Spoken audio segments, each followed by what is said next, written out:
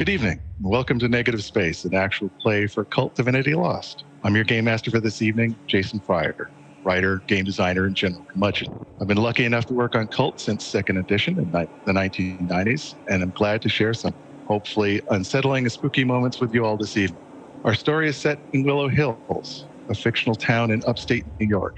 Our characters have been summoned to attend the will reading of their former colleague and their mentor, Matthias Cole, professor, historian, and overall eccentric. They all have ties to him, some more intimate than others. Despite their diverse backgrounds, they all have some reason to benefit from their companion's inheritance. And now I'd like to introduce the players and their characters we'll be playing throughout our shared story. And I'd like to begin with Caroline. Hi, yes, hello. I'm Caroline. I will be playing Adelaide Ada Hazard. She is the Seeker playbook, and her tie with Matthias Cole. She was his protege and student. He was her mentor all throughout undergrad and graduate school. They went on many adventures together. Perfect. And next, I'd like to introduce Stephen. Hello, I'm Stephen. I'm playing River Zane, the doll of the group, and the tie to Matthias Cole. Also a former student, but not one that stuck around for most of his classes and was more involved with some of his more extracurricular activities. He was a sugar daddy to River. Perfect. Next, I'd like to introduce Duke. I am Duke Walter. I am playing Thomas Titterington, the careerist. Thomas and Matthias became colleagues of a sort. Thomas deals in antiquities for Themis House, which Matthias has contracted multiple times over the last decade and a half. Perfect. And finally, I'd like to introduce Ben. Hi, my name's Ben. I'll be playing Garrett Roy Whitman of the Whitmans, and at one point I sold some family secrets that I thought were worth nothing for some money, and the idea's haunted me ever since. So here we are. Perfect. Our story will be revolving around Zias Hyperion House set in Willow Hills. The group are arriving in New York, or have already arrived, and are trying to find Willow Hills itself. They've been driving through forests, trying to track down the actual town itself, which is not so easy. And we'll open with Ada and River. River, I believe you were going to be picking up Ada since you know each other. Yeah, River has rented a car on somebody else's credit card. So it's very nice. And they've, although, since Matthias is gone, and Matthias was not the only person contributing to their lifestyle, he's has no shame in having multiple partners and having someone else foot the bill for this vacation, as far as they know, and is happy to pick up their old friend and classmate who has saved them on more than one drunken night, Ada. Yeah, you've been given emailed a map by Evelyn Fox of the Hermes and Sparks estate lawyers. They want you to meet at Vista Inn in Willow Hills. That way they can gather you together, and then they can take you out to Hyperion House the following morning, because from what she's described, actually finding that house is going to be impossible for you without some kind of guidance. So are you just going to be heading directly there, or to actually to the township, or? Is the Vista Inn in Willow Hills something that would show up on like a GPS? Because, to use, a printed map, that seems like pretty archaic to River. Yeah, it does show up on the GPS. It even has a nice Yelp review. Although from just a quick look at it, most of them are probably fake or written by the exact same person. So River pulls up, and when they roll down the window, seeing Ada there, River is wearing a black wide brim pork pie fedora with like sparkling rhinestones all around the outside. And they have a sheer black veil that comes to like just above their lips. I love it. Black lipstick with a thin mustache. He's wearing a short-sleeved mandarin collar shirt with a thin silver necklace. There's a couple charms on the necklace, and there's some gold flecks to accent their high cheekbones. And he has on some thick black eyeliner. And when Ada opens up the door, she would see that he's also wearing some bright yellow short shorts. Ada, bitch, it's so good to see you. Get in the car. Oh my God, bitch, those shorts, are you serious? I've missed you so much. Well, these kinds of things, there's always some, you never know what people are going to like where we're going. I mean, it is small town upstate New York. They might like a bit of pop of color and a flash of leg. It's all about contrast. My skirt's too long.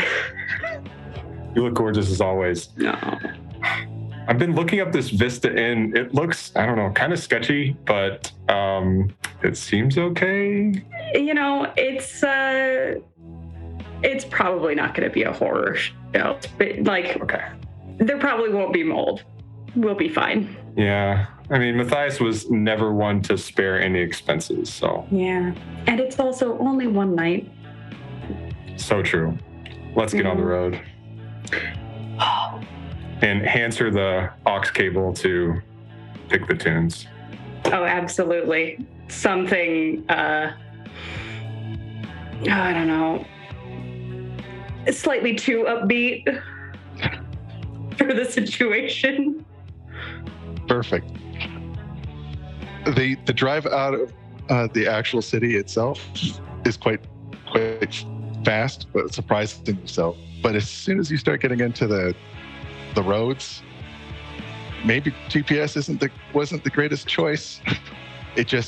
Things just for whatever reason, you've spent a couple of hours going down the wrong roads, going down the wrong side roads, and by the time the night is starting to fall, you may be lost or you may not be lost. You're not entirely certain by that. So the only thing you can see is basically the tree. I mean, the trees here are just thick. And between the mountains as well, although it's still daytime, you're already into that kind of gloaming. It's just basically infecting everything. And I'm going to actually switch over to Thomas. Thomas, before you get to New York, you're summoned by Christina Flores, head of acquisitions for Themis House. This isn't normal. Christina rarely speaks to anybody, especially, I mean, you're high up in the ranks, but still, you've never had a meeting with her. And it's on the top floor of their New York building. Do you go? Do you attend? Yes, of course. I would absolutely. I would never miss a summons from her. Absolutely not. Perfect. You actually have to enter in a key code to get to her level. When the doors open, it's like walking into a monochromatic nightmare. It's just everything is black and white, colorless, that kind of brutish architecture and furniture. Oh, there's no accounting for taste. There's a long hallway with some very odd looking sculptures. Either they were quite drunk when they were doing them, or they're very avant-garde. There's a desk up front before these two double doors, but there's nobody sitting there. Normally there would be a secretary, you at least think. I would approach the desk, stand, shoulders back, hands in front. As you get to the desk, you notice there's no computer, no writing utensils, no phone. It's almost like you're on the wrong floor until you hear a voice behind you. Do you have an appointment? I turn. Who is speaking? This youngish woman kind of matches the actual appearance of the world around you. White, black, harsh angles. It's hard to even kind of grasp her face. It's just, it's almost like she's a sculpture. You do have an appointment. Yes, I was summoned by Christina. Name? Thomas Titrington, VP of Acquisitions. And your name? Is unimportant.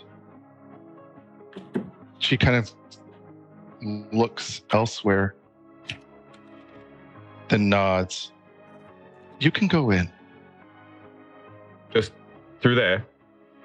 Yes. She's waiting. Excellent. Thank you. You enter, and it's almost like getting hit in the face, because it's from what you just came from to this colorful, very well done and decorative room. Brilliant carpets, very fine furniture, and you can see who you presume is Christina sitting behind this kind of opulent desk. Huge windows. You're just a little confused because you should be kind of looking out onto New York, but it looks like New York of old. Maybe 3 or 4 years ago, there's buildings that shouldn't be there.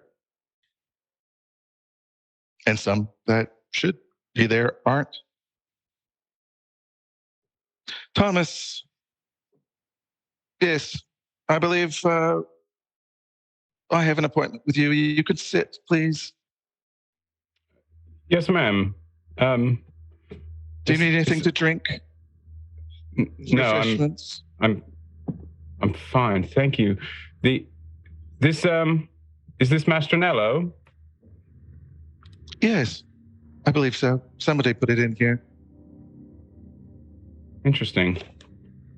Last I saw Persistence of Nature, it was in the Metropolitan.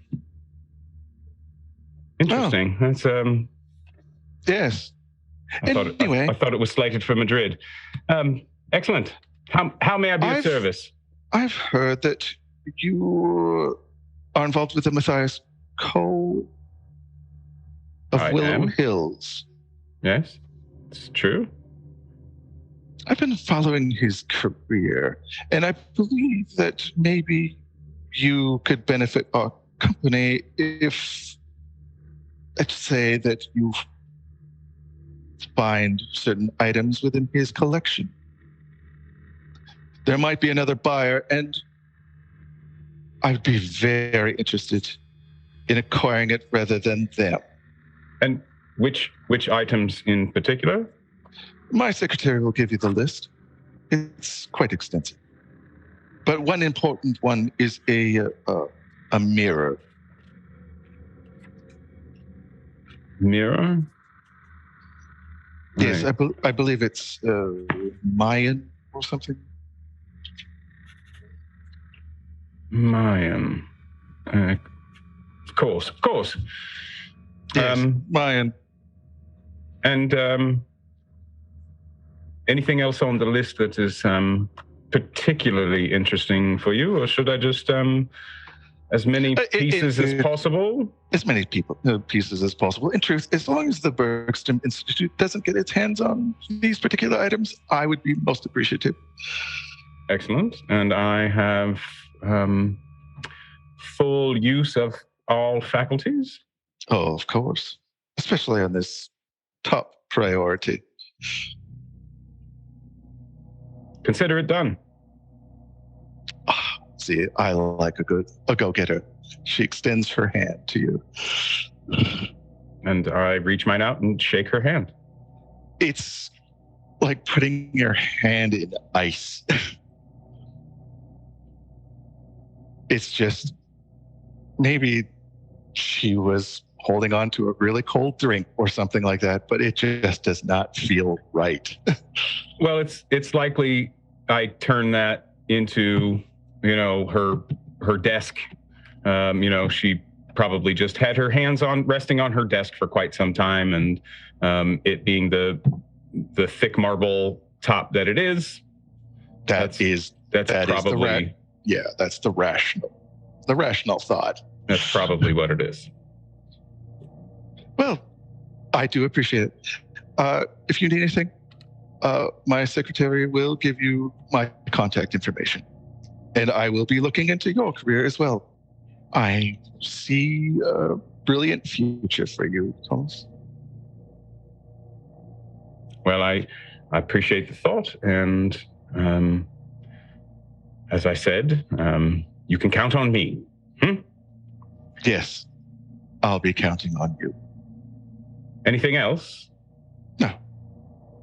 You may go. Thank you. Again, you kind of turn around and there's that secretary just standing there. You don't even remember. You didn't hear her coming up. She just hands you a USB stick. Took the piece right out of me. The USB, fantastic. The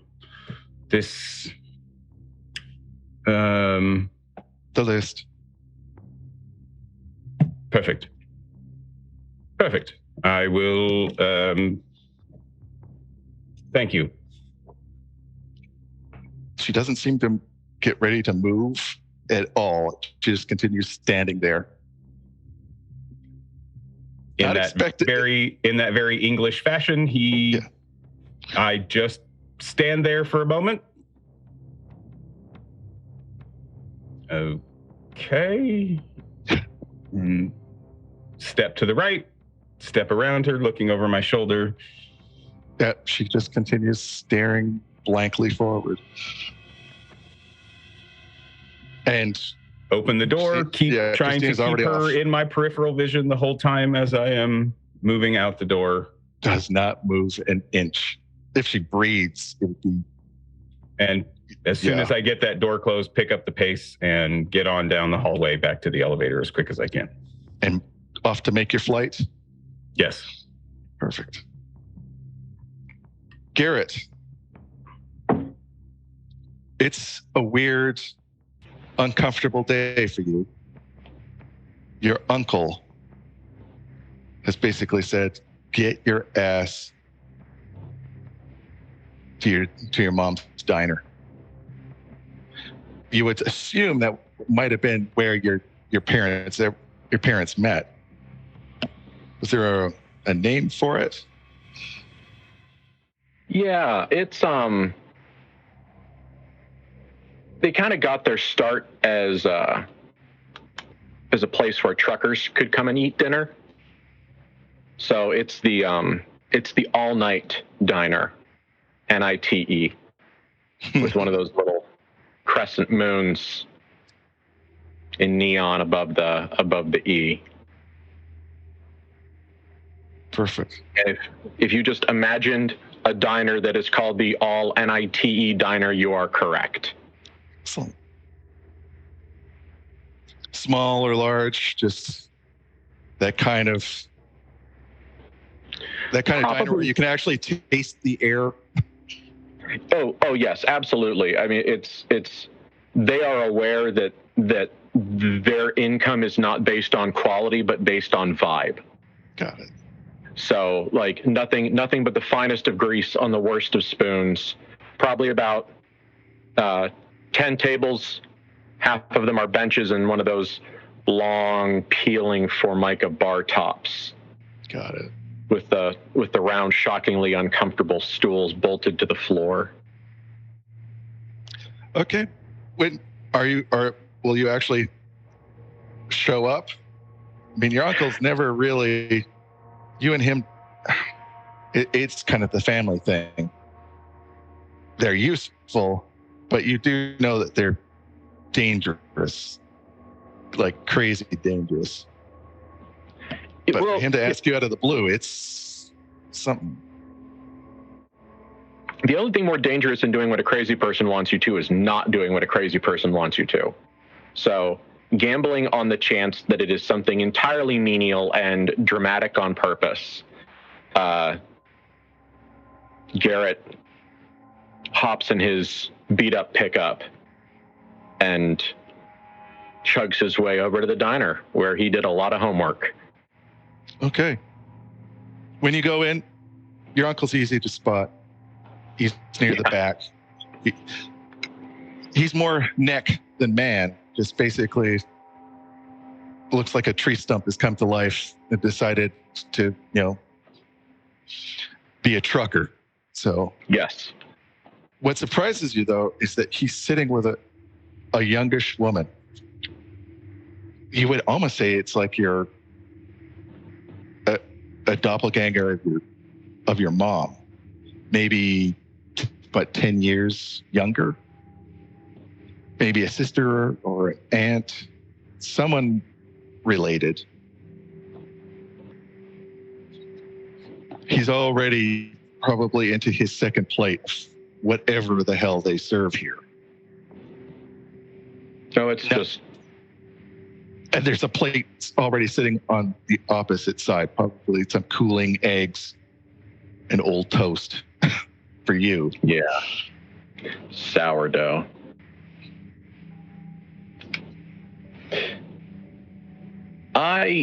He kind of spots you and waves you over. Yeah, I realize that I've lost control of the situation as soon as we make eye contact, so he just kind of heaves a sigh and kind of stims a little bit on the tattoo around his wrist and heads over. Perfect. Garrett, how you doing? Thanks for showing up. I can't really say no, can I? Yeah, his name's Liam. Just Liam. Liam. Yeah. Uncle Liam. Yeah, he's never broken the law.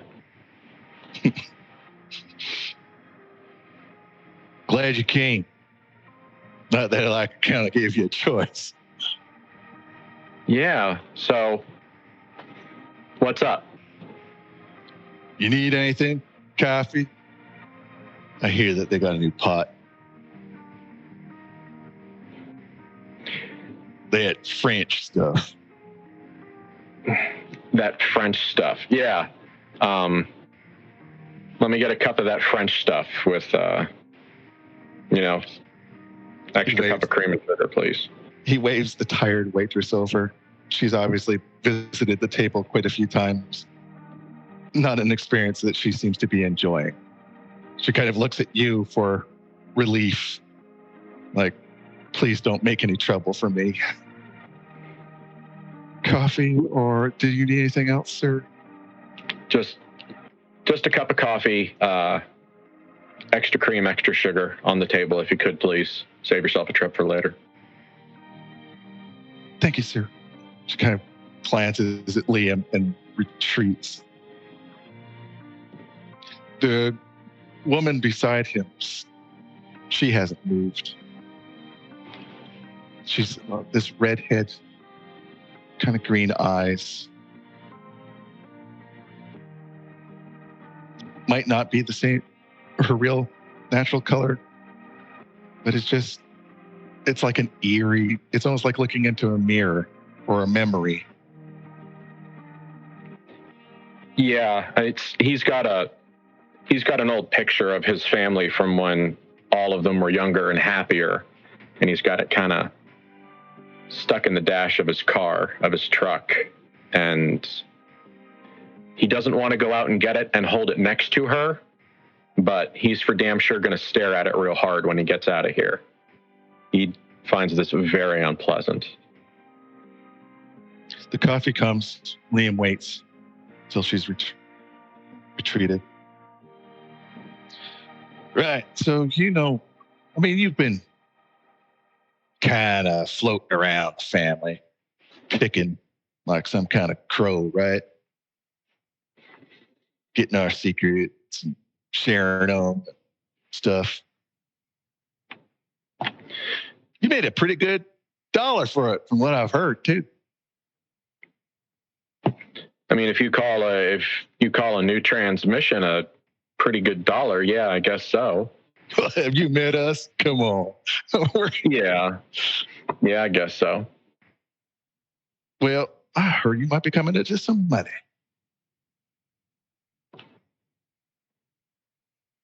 Little grapevine. Birdie told me. Is the birdie gonna fucking tell me?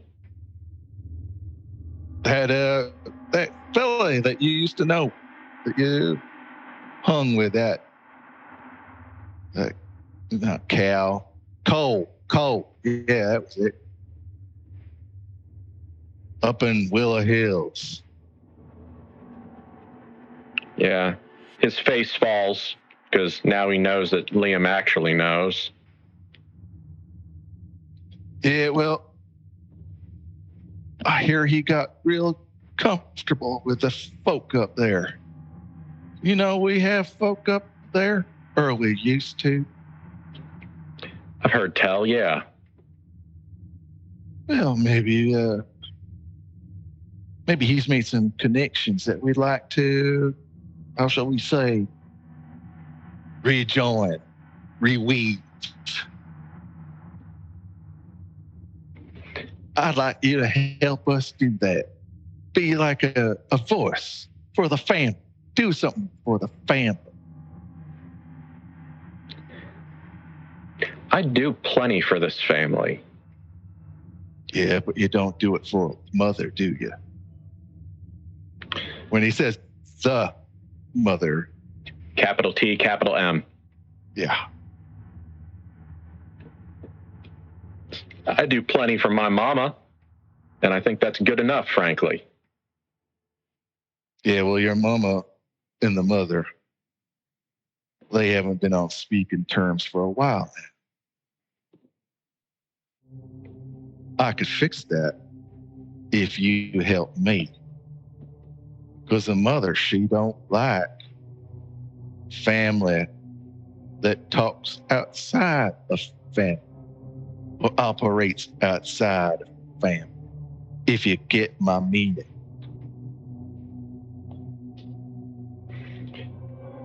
Yeah, I get your meaning.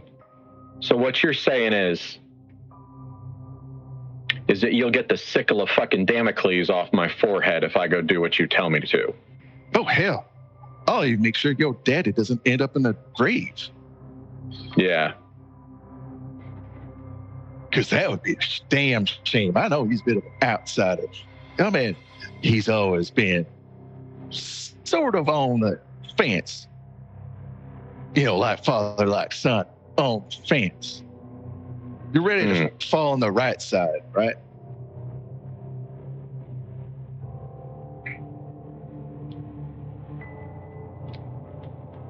At which point you kind of hear this weird sucking sound, like a chest wound. heard that before at the log mill. The woman beside him has opened her mouth. When she speaks, it's not so much her voice. It's like something is talking up through her. The mother shall be reunited. Yes, you shall help us do that, Garrett Whitman. Yes.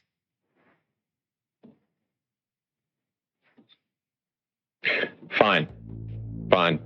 Just How close are you paying attention to her? Like when she's speaking? he was paying very close attention when she was speaking. Then there's something. There's just a weird. You're probably not seeing it right, but you could swear there is something at the back of her throat, glistening like an eye, looking out at you. Then the mouth shuts, and that vacant look goes back over her face. Yeah, she don't talk much, but when she does, she gets your attention, doesn't she?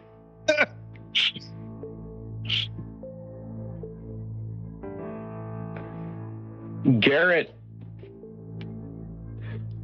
tries to play it cool.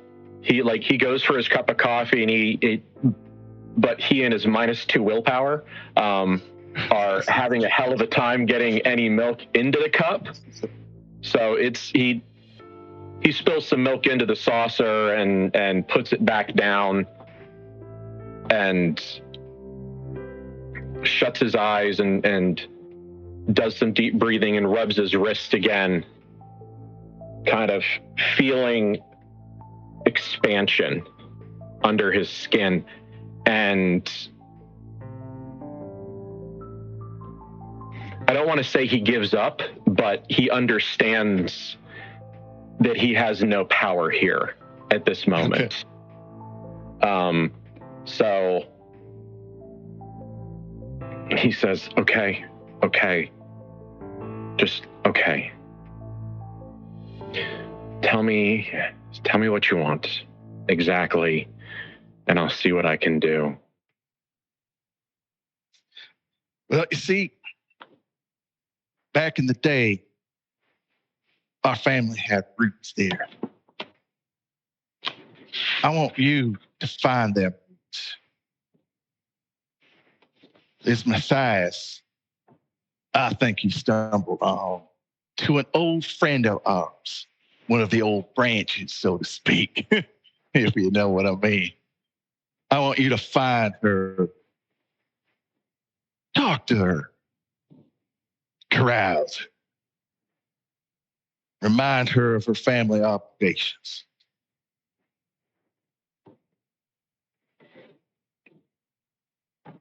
That's it. You'll know when you meet her. And you expect me to do something dramatic if she decides she likes the loner lifestyle? Yeah. You might have to do some hard negotiation.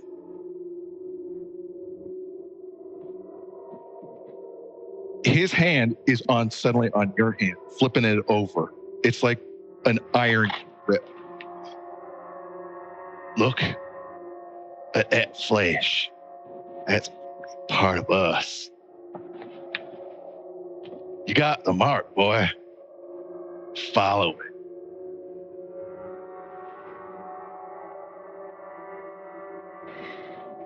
He lets you go. I do this. You leave mom and dad alone. Oh, yeah. I'll trade you. I'll bring you this lady I don't know, but you leave mom and dad alone. You have my word as a witness. That might not carry too much in these parts, but between family, That's everything. All right, Uncle. But if you don't keep your word, If I don't keep my word, I'll keep you're your the blood. least of my, yeah, you're the least of my concerns. Mm-hmm. Mm-hmm. All right. He kind of does a side glance to the woman when he says that. All right, toodaloo. Dude, fucking love. Yeah. All right. See you, Uncle Liam. And like it was just a conversation about plowing fields and raising chickens. And from there, are you heading home or are you heading to Willow Hills? Well, he's going to go home and get that high-end Walmart dress shirt that he's got in the closet and that one tie that he hasn't actually untied for 15 years. And go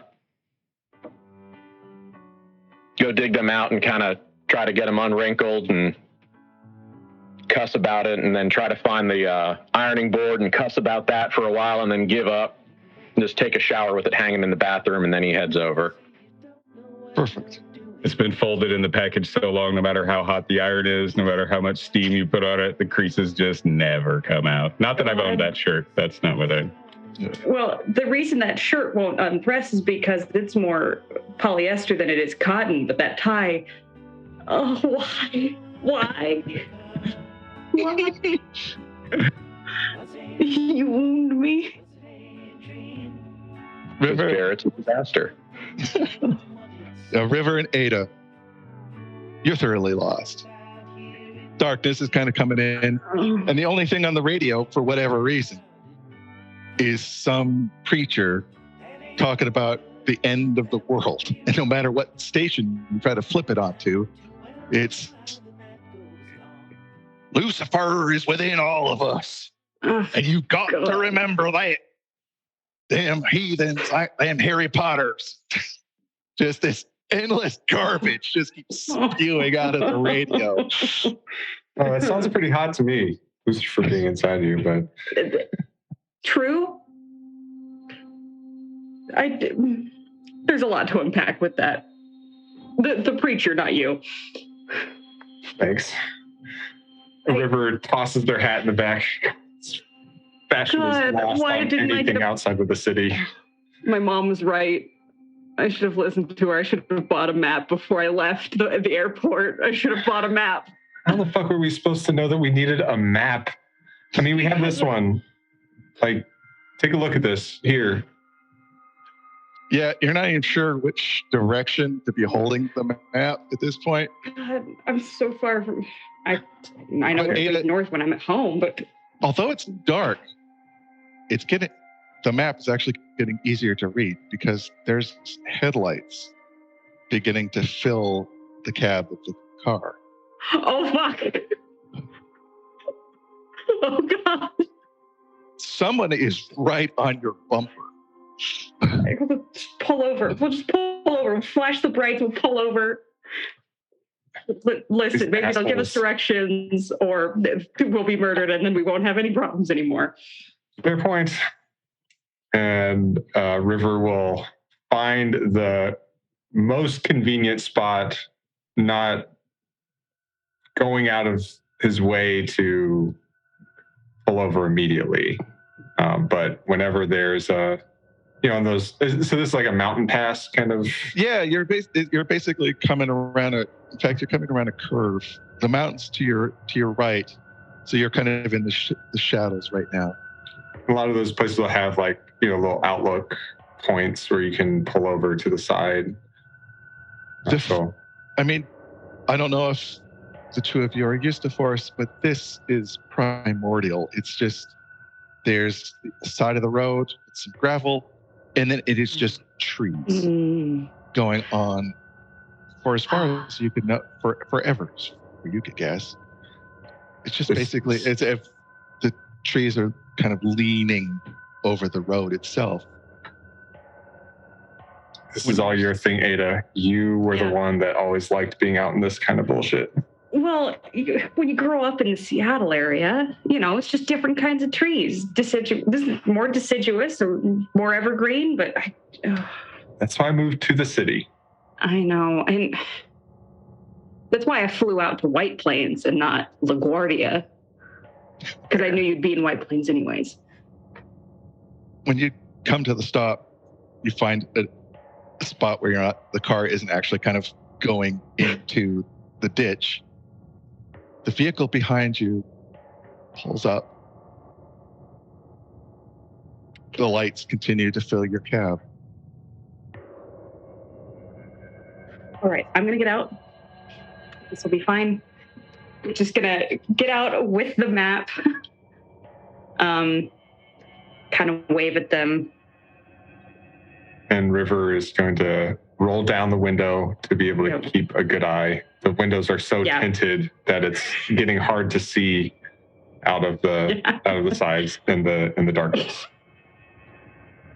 Because you have a better view of it, Ada, you would suspect it's like a cruiser of some sort, like a police cruiser. Right. But the person hasn't gotten out yet. I'm fully gonna I'm gonna fully white woman this, and I'm going to approach the driver's side of the car. Not threatening, but just, officer. The window remains up. And for whatever reason, you can't see into the vehicle itself. The lights haven't gone on. So it's just basically the headlights. I'm going to knock on the window. Ada, if they're being assholes, we can just leave. Well, they have to do something to be assholes first. Yep. Yeah. Knock. Still nothing. Okay.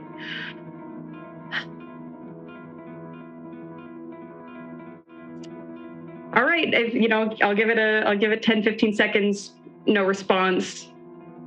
I'll turn around and I'll go back to the car and get back in. All right. As you're walking away, you hear the click of the door slightly opening. Gonna slow down and turn around to the passenger side of the door to conveniently then look over my shoulder. You get a whiff of something horrid, like roadkill and burnt rubber, kind of wafting out of that thin crack in the door. So if you're smelling it with just a small opening, you can only imagine the summer garbage smell that's lurking inside that vehicle. Cool, I love it. Hey, officer, could you happen to give us some directions to Willow Hills? We are hopelessly lost. You hear a voice come out of crack, almost like somebody speaking through mud. It's up there. That's home. So keep following this road, or do we need to take a turn? 3 fingers kind of go over, come up and onto the roof. They're gray, green, a little bit of moss here and there. You need help. I can help. We just need directions tonight, officer. Or start to push open. Okay. I'm going to lay out the map on the back of the car and hopefully distance myself from him a bit, because we can find our way eventually without the map, I'm sure. Because Ada's back is now to whatever has just stepped out of the car. River can kind of see the shape. It looks humanoid, but it's like part of the head has been scooped away like clay. Oh, fuck. Ada, this is some backwoods country bullshit. Ada can hear the, can help. Just down this road? That sounds great. Okay. Sounds great. Go for the door, the door handle. Let me help. Great, just Get in the fucking car, Ada. I'm grabbing the, like, fully grabbing the map. I'm like diving in the back seat, closing it. I'm locking all the doors. Yeah. Go, And River puts it in drive and starts to peel out. River kind of can hear the crunch because your window's still open. You can hear the crunch of boots getting closer and closer, and you can see it's like a body that's been kind of, its uniform is keeping it together. If it wasn't for the tautness of that, outfit, it'd probably fall apart. Oh my God. And it's got a gun in its hand. Oh, fuck. Go. So are you speeding off? Yes. Go faster, River. To the floor, peeling out, gravel spraying behind. Okay. Oh, God. You go whipping down the road. I would ask you to act under pressure. Okay. Under pressure. Okay.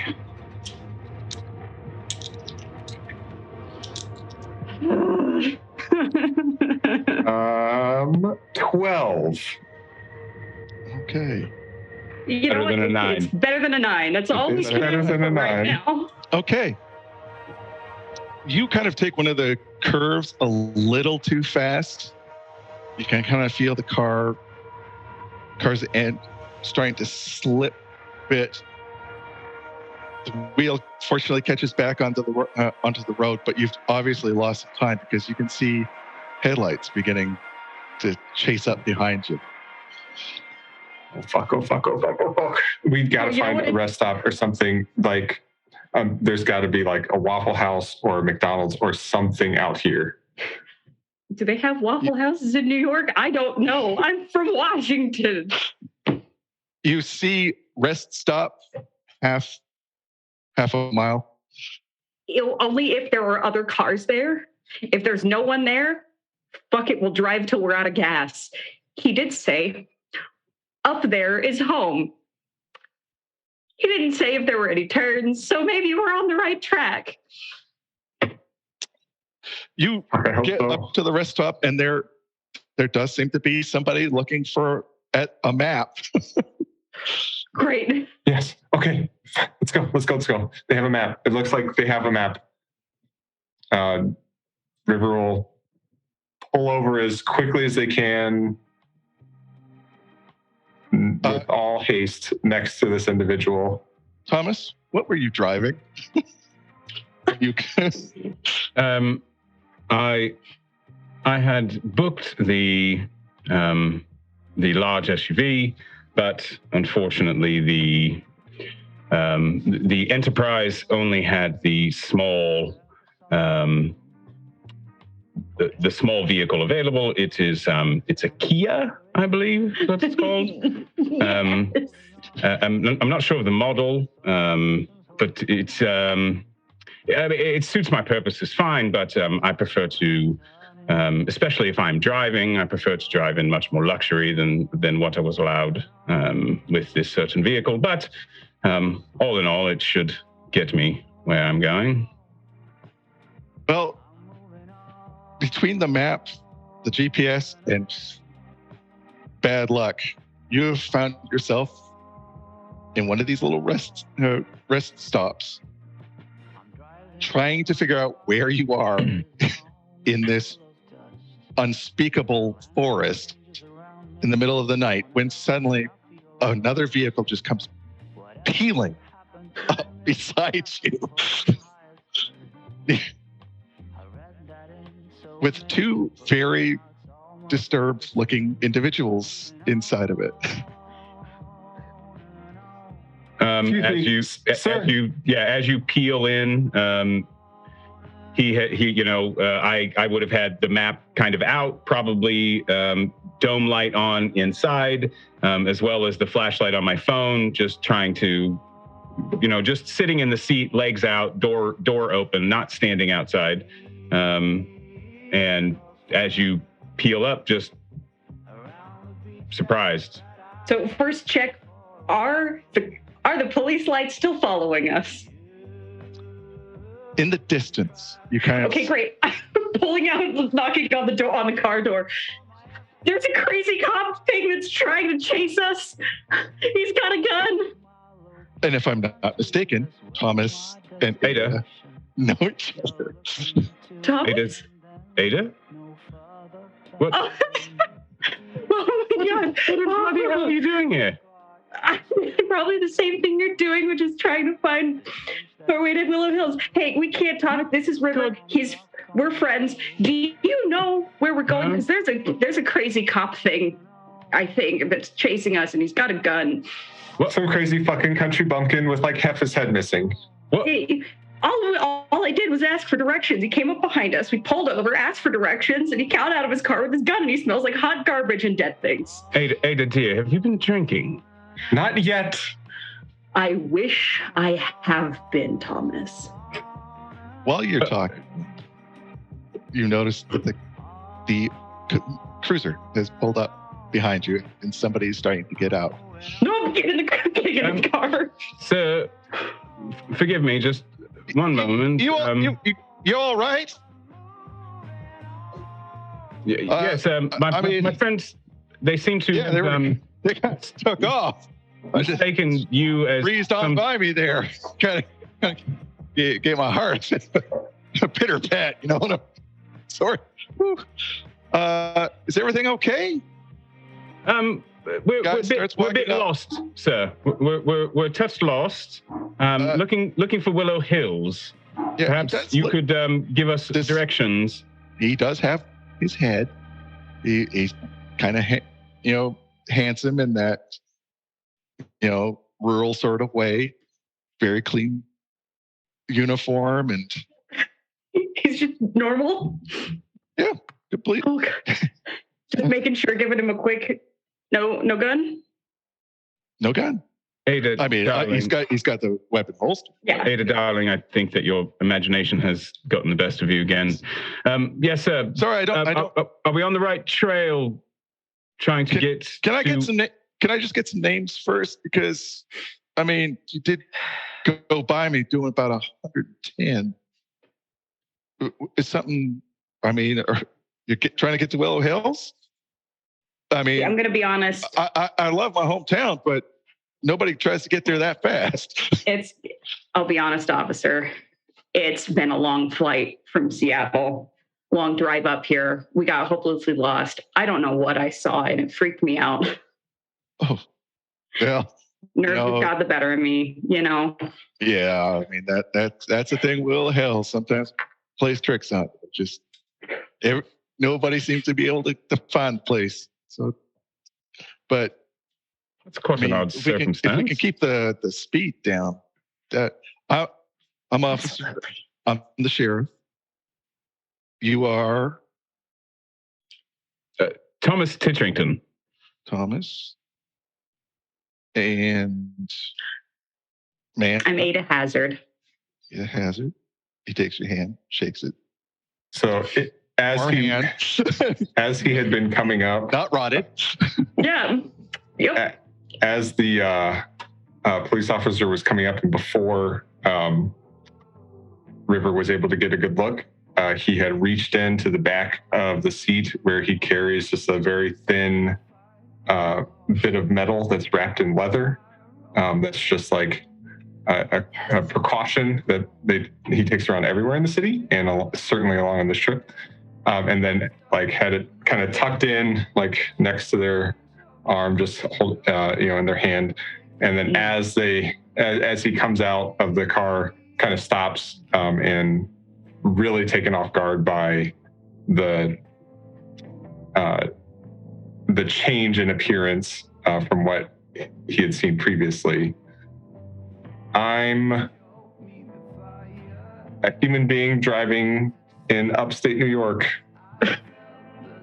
A meat popsicle? Are we being detained, officer? Oh, well, I mean, you were done on 10, but I can tell that something happened. I mean, if you could just maybe fill me in. Well, I'm hopelessly lost. I've been driving for hours. This is the first pull-off that I've seen, and I don't even know how long I left New York. I left the airport some 4.5 hours ago, thinking that I was going to only be on the road for roughly 90 minutes, and like I said, more than twice that amount of time. Just looking to get to Willow Hills. My compatriots, Ada and I are acquaintances, and your compatriots, and he points between you and Ada. Well, I did not know that they were traveling along, but fortunately, they have. We have met here, and I understand their frustration. So please, if you would just allow us to move along, we do have some very important business that we must be attending to post haste. So, isn't it? Okay. Well, let me stop you right there, because nobody has business in Willow Hills. So we are headed to Hyperion House for our friend Matthias Cole, who has unfortunately passed away. Yeah, I suppose you could call it that. What does that mean? Well, you don't. I mean, you have heard he was murdered, right? No, that is news to me. I didn't want to believe it. I mean, we knew we were coming for the will reading. We knew something had happened. Oh, so you were that Fox lady. Look, Evelyn Fox, staying at the Vista Inn. Is that where you're headed? If you could give us directions to the Vista Inn specifically, that would be a great help, yes. Okay, yeah. If you could do me a favor then. Do you mind if I talk to you sometime in the morning? See, I don't like this. I mean, but it is my town. I mean, Mr. Cole, he was a great person. I mean, he fit right in, despite his eccentricities. But nobody should end up like that. And maybe you can help me find out what happened to him. Yeah. Any details that you can divulge, of course. Yeah. I would appreciate to know. But... I mean, I'd rather not tell you too much. I mean, I don't want to. Right. I understand. But, I mean, he was a friend, and you probably don't want to hear too much. But yeah, that'd be great. If I can meet you in the morning, maybe over breakfast, I'll buy. And then we can forget whatever happened back there, and it looks at River. Deal. We'll chalk it up to late night nerves. Okay. And headlights. Great. Then I shall lead you there. Just follow me. Thank you, Officer. Noah. Just call me Noah. Everybody does. Noah Jr. Noah Jr. Excellent. Thank you. And your badge number, Officer Noah? Oh, he just showed it off. You're definitely from New York, aren't you? Don't worry. I mean, I understand. People can take a fright out there. It's unusually dark here. Yeah. And now, as he's about to take you, Garrett, you're running out of gas and do not know why. Again, like the others, you've been trying to find Willow Hills and you just can't do it. And the truck isn't as young as it used to be. That E is coming up pretty damn quick. So has the drive been too long, or has the gasoline been disappearing? It might be a combination of both. Just cool. You're hoping. Yeah. You don't think that you've taken like a rock in the, or a line has gone. You might want to check it, but it hasn't been a while. That's a thing for a parking lot, not the side of the road, though. Yeah. I mean, it's just been dark, and then kind of like almost as if a savior. You see an old shell sign up ahead, which is cool. And you hadn't seen any signs for gas, but at this point, you kind of, as you come around the corner, you see the old Shell station just sitting there blazing against the night, pushing back the darkness of this forest. It's about the only human thing you've seen for an hour at least. Yeah, and he's so relieved, and he's had family on his mind this whole too long drive, so when he mumbles, "Mother, mother, thank you for your blessing," under his breath, he doesn't even realize he does it. And then he just gently nurses it in on the last wisp of gasoline fumes into the station. You hear the ding ding. I mean, it's like an old nostalgia. Just comes right back to you. Mm-hmm. The station itself, I mean, it's those two old red pumps that you remember from the old days. The inside can't really see because the glass is kind of frosted, but you do see a figure going back and forth, probably, either the owner or the cashier. Yeah, is this a self pump state, or is this a? It's great. Self pump. Yeah. All right. He digs around for a 20, hell, probably 40, and you guys starts to go in to pay cash to start, because he's absolutely not expecting there to be some kind of a credit card line running the who knows where off of this building. Yep. You go inside.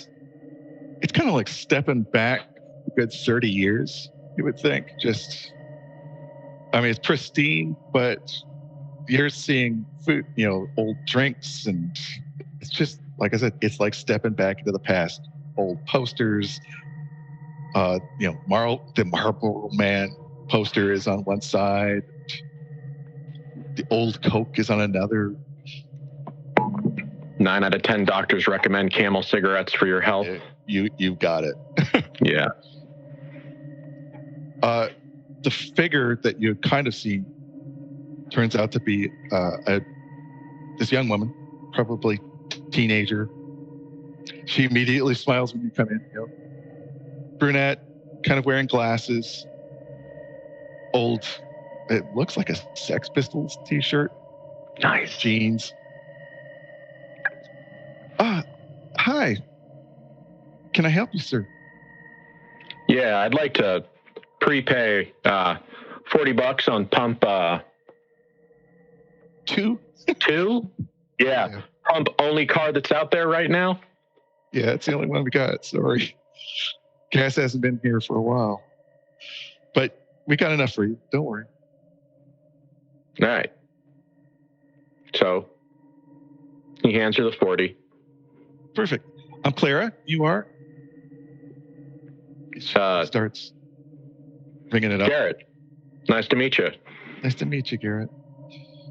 They let you run this place all by yourself? Well, the owner's kind of a friend of the family, and they're doing me a favor, and because I'd like to go to college. That the kind of stuff. Yeah. Don't like working late, but I get to meet nice people like you. Yeah, nice people like me. She kind of gives you a curious look, catching that. Well, Is there anything else I can get you? I mean, I just put coffee on and stuff. Are you headed through town or beyond? Well, I'm sorry. I'm sorry. It's all right. It's just a thing, that I do. No, am I the first person that came in tonight? Yeah, pretty much. This place gets lonely. Yeah, I bet it does. Yeah, I'm headed up to Willow Hills. Oh yeah. You've only got a few miles. Yeah. You'll see the rest stop, and then it's about a mile after that. Yeah. Yeah. Look, I got to ask you a weird question. It's not about you though, so it's not that kind of weird question. Sure. Anybody been talking about Haints lately? Haints? Ghost stories. Yeah, it's Willow Hills. That's all. I know. Any new ones? Any current ones?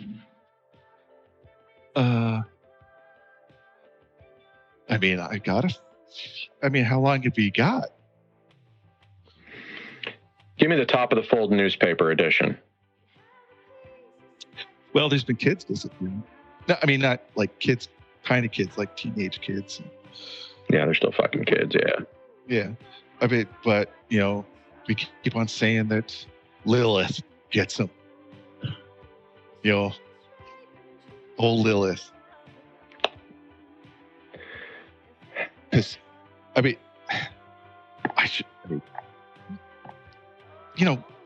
do you know why they call it Willow Hills? Due to a surplus of elevation and trees? Willows don't really grow here. They kind of got replaced. They said that they got planted on top of witches. Yeah, I've heard that. So yeah, all the willows are haunted. And that's sometimes if you wish it hard enough, they'll take people that you don't like. Do tell. Well, I mean, if you give them like treats and candy or beer, I mean, that's what I've heard. Just basically, things. Yeah. And you whisper a name to them. Sometimes the tree will come to life and go take that person.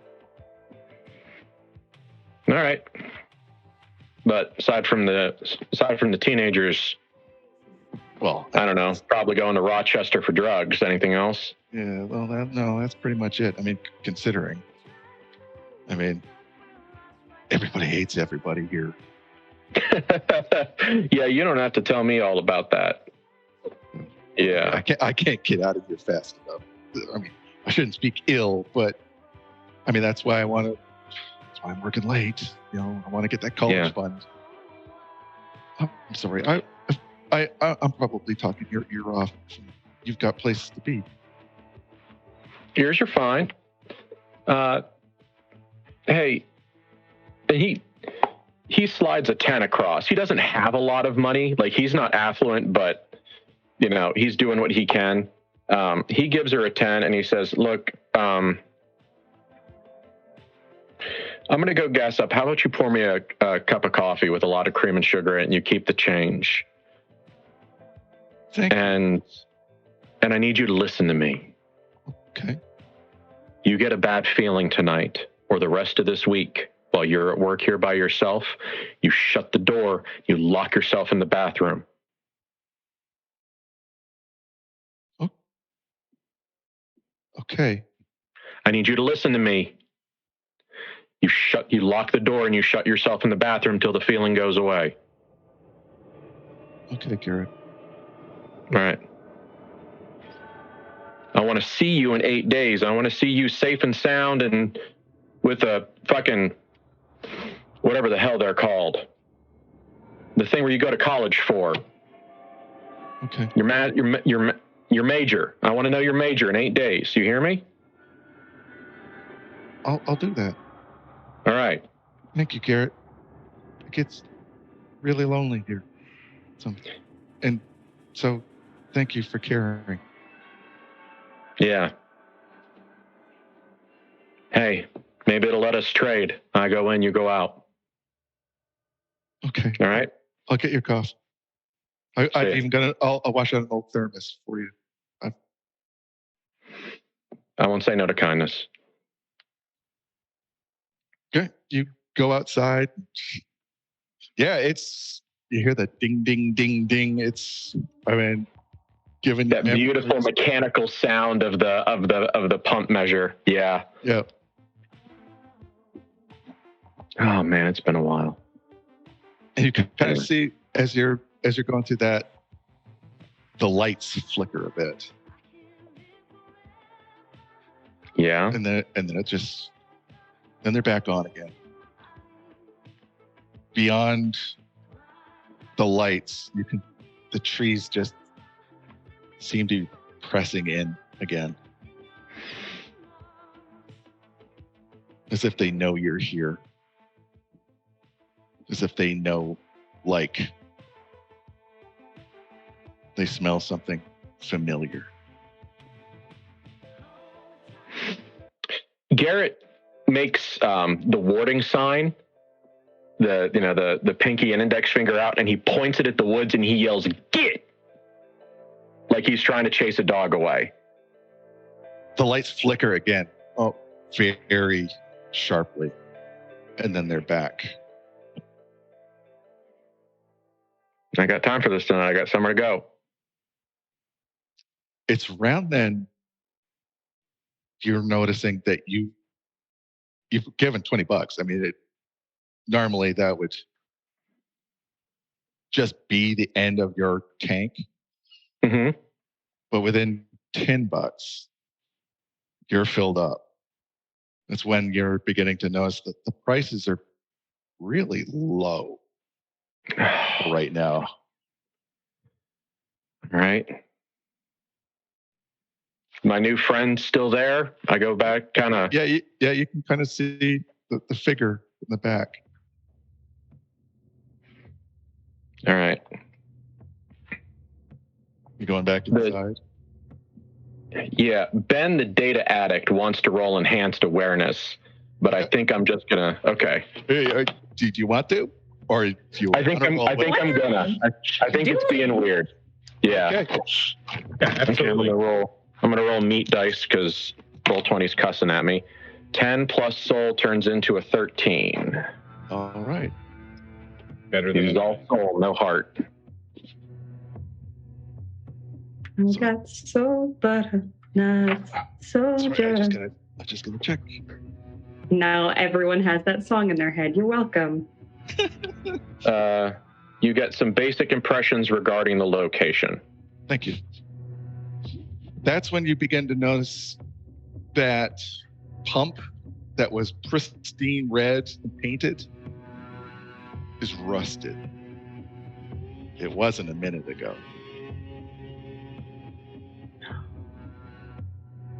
Yeah.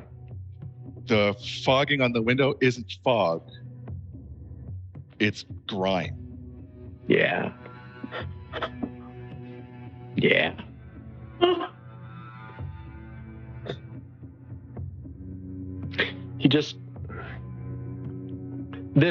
Ever since he got a sense of the heebie-jeebies, he has been talking to the spooky like it's a stupid, mean dog. Like that's his coping mechanism, is just to talk to everything like it's a dog with one brain cell. And he kind of like looks into the darkness and says, "Couldn't even let me have the coffee." At which point you do smell coffee. Thank you. And he goes into the dirty, rundown, haunted fucking gas station and looks for his coffee. The counter is covered in grime, dust, like it's been 30 years. Yeah, but there is a thermos sitting there. And you kind of see the steam kind of rising out of it. Got the lid, everything. Yeah. And where Clara probably had gone into the employee entrance or inside, it's not a door. I mean, it's like an archway, but it is so dark. It's like a door. It's just in an impenetrable black. You kind of hear, "Thank you, Garrett. It's so lonely here. I wish you told me that. I knew it was wrong. I knew he was going to hurt me, but I wasn't quick enough."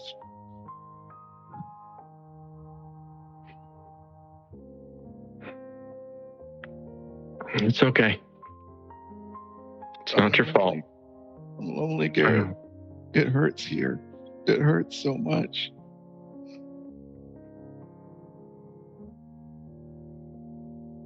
Will you stay?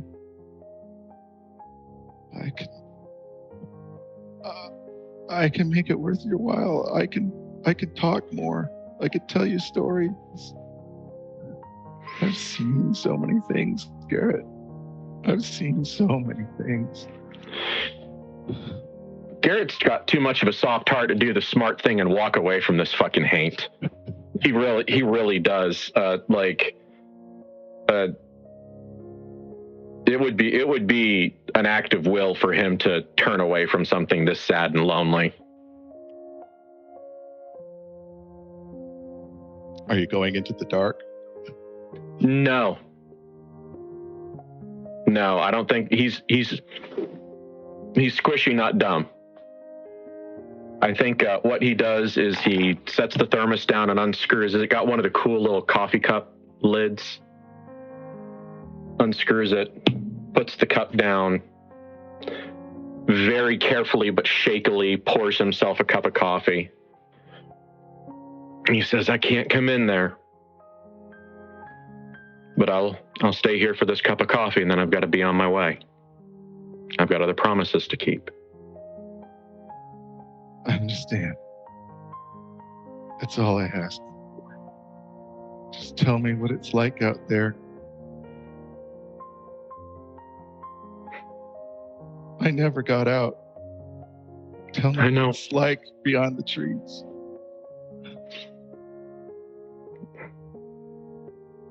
It's bright. It's so bright. There are so many lights and signs and screens. And does it hurt? Does it hurt? Everywhere hurts sometimes. Yeah. Not as much as here. Thank you for not. But you can get your heart broke out there too. You're a good person, Garrett. I knew you wouldn't lie to me.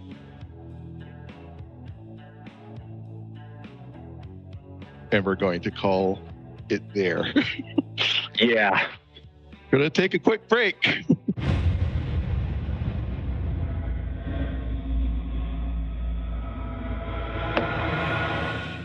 And welcome back to Negative Space, a KULT Divinity Lost actual play.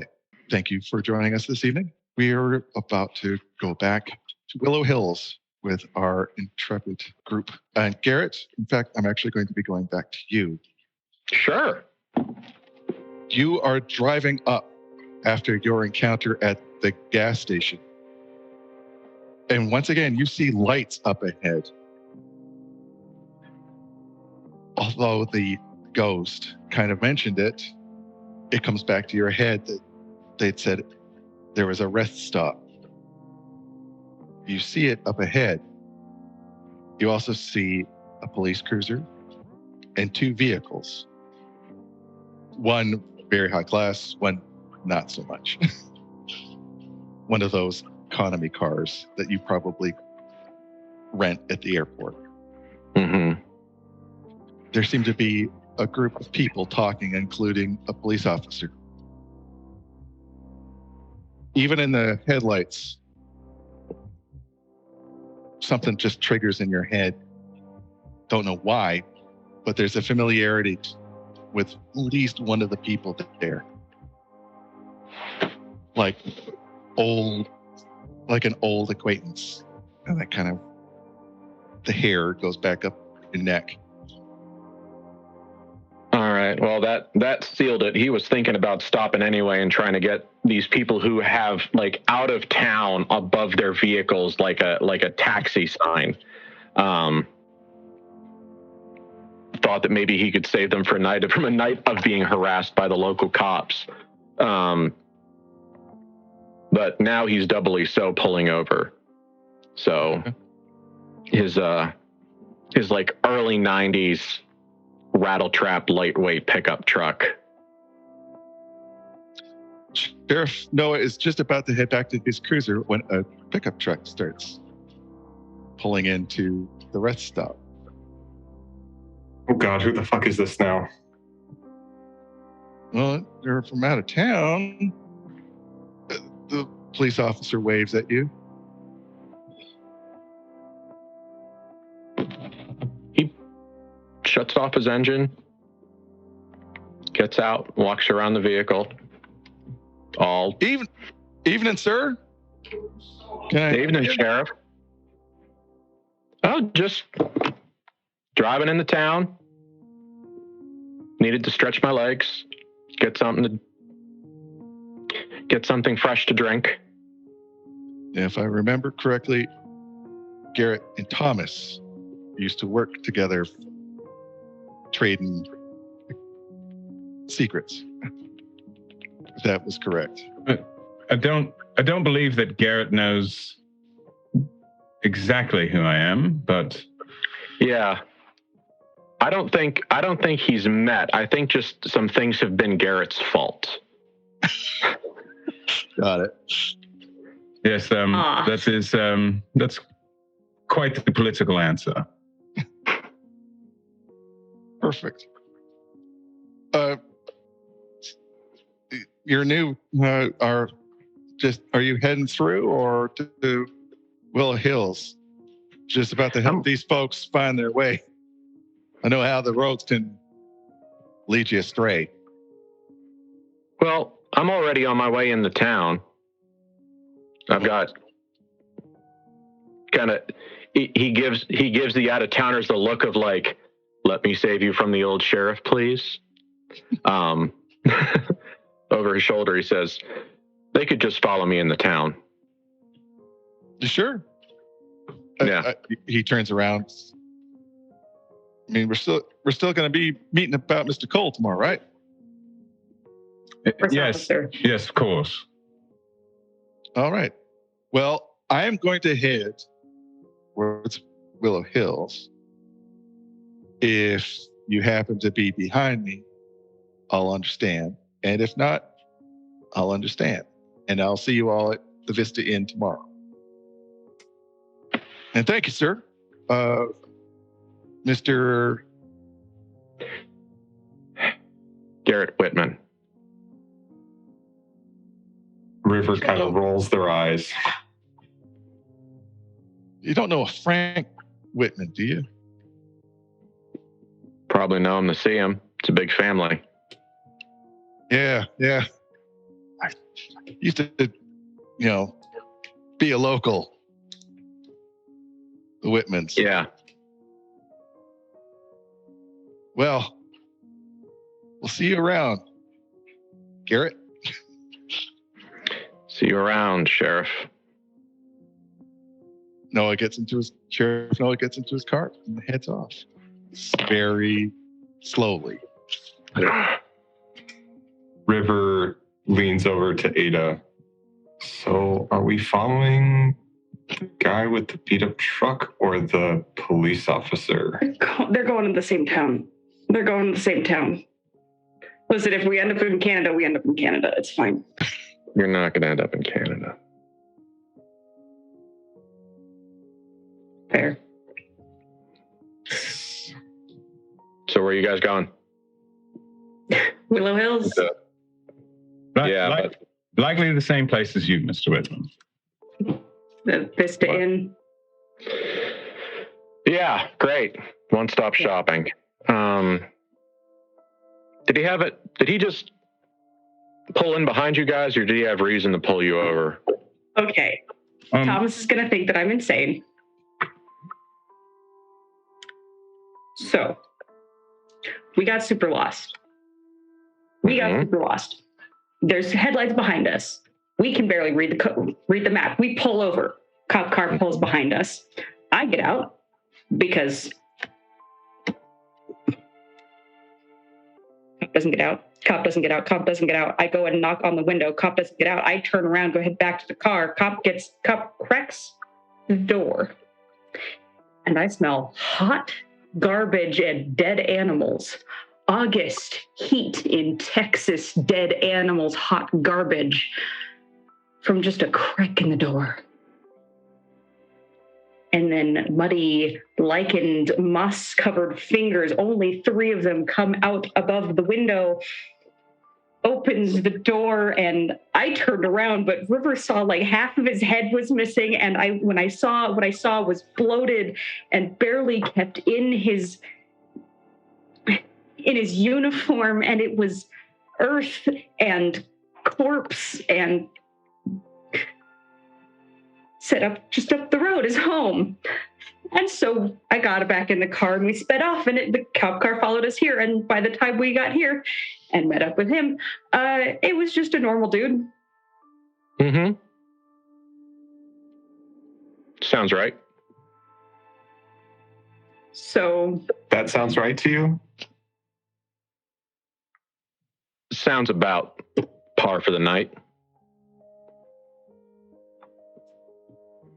I mean, I'm assuming we all know Matthias in some way, and he was always into some pretty crazy shit, but I never smelled anything that bad. River, oh my God. This is a highly forested area. There's likely, something off the side of the road, perhaps a possum, freshly dead roadkill scooped off. There doesn't seem to be much civil services in this area. Very possibly. Yeah, it could be, complete coincidence, Ada. Very possibly. But River, one of these days when we both get drunk enough and not at a bar. Don't make me smell something that bad again. Never. No, I'm going to tell you about Honduras. Because you think you've seen weird shit tonight? Nothing. Thomas, once again, as she starts talking about that, pulls out his notebook. Oh, all right, let's just go. No, it's nothing personal, darling. It's just trying to keep track. That's all. Of how many times I bring up Honduras? No, not at all. Just making notes for myself. I tend to be. I'm trying to ensure that I keep it all straight. I have. That's fair. I've got gaps in my memory too. I understand. Okay. That might not actually be such a big of a problem. To the hotel, then. Please. Yeah. Let's get out of here. And you know where you're going? Yeah. Well, I mean, the sheriff is moving slowly. He's only straight. You kind of see the red. He's about a quarter mile away. Yeah. He'll read his license plate if we need. You can kind of see the, River, stepping on the brakes. Yes. Is it? I do recommend that you probably stay behind the sheriff this time instead of flying on past. It is typically, better outcome for you to not provoke the officiant. Just and a bit in of the advice. future, you don't have to give your identification to the fucking police unless you're being detained. Know your fucking rights, people. Come on. That's fair. Right. have nothing to hide, so... Okay, I'm getting in the car, and I will drive your car away, River. I'll do it. I'm going. Garrett's leading. Yeah, Garrett's leading and just thinking to himself, boy, I hope this is done quick. Because, Mr. You don't need to see my identification is going to have himself a problem if the Night Watch finds him again. Oh, boy. Thomas, as you get Yes. to your car, the shackles are in the front seat again. And I take out my notebook, flip it open. This time, though, it's not rust that is on the old metal. It's glistening, like something wet and fresh. On the insides. Take out my pocket square and reach down. Can I lift them off the seat? Oh, yeah. They come with a very unnatural clink. As you look closer, there's bits of meat, like somebody has been struggling against them. It is very rough metal, so anybody trying to fight against these shackles would be hurt. Have them with the pocket square, lean inside, open up the glove box, put them inside the glove box, and close the glove box. Get in the car and begin driving down the road. Okay. It takes. Would you like me to roll rationalist, sir? Yes, if you like.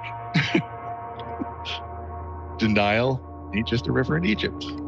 It most certainly is not. That is a 13. So, with that, my presence nurtures the illusion, making it more powerful and impenetrable. My bewildered psyche starts creating mirror images of familiar places and people. I attract extra-dimensional entities, or I consciously deny what I see, even to my own detriment. Okay, perfect. Oh, that's your choice, sir, Yeah. not mine. Oh, you choose. Oh, yeah. Okay. I'm not going to tell you. Fair enough. Fair enough. As Garrett's leading you down the road, Thomas, you keep on hearing a whimpering coming from inside the glove compartment. Just this soft, low, pained murmur. The radio just gradually gets louder and louder, and the preacher's voice just gets louder and louder. There's actually something wonderful and soothing about hearing that preacher just talking about community and being good people and helping others and making sure that those in your family are protected and deny the outside world. It just kind of washes over you like a What channel is that preacher on? Can we get that one instead of the Satan one? Yeah. Eventually start seeing lights amongst the trees. Probably porch lights off in the distance. You see little gravel roads and the perfect mailboxes, various names. You can't really make them out, but at least you're starting to see humanity. And then it's just like the trees part and you're inside Main Street, Willow Hills. Again, it's something purely out of nostalgia. Like the perfect carbon copy, painting of American life. Pleasantville.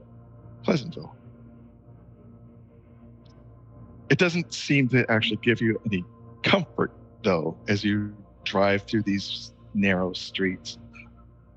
People are out walking their dogs or just sitting on the park benches under the street lamps. All of them immediately look in your direction, as if you're disturbing their peace.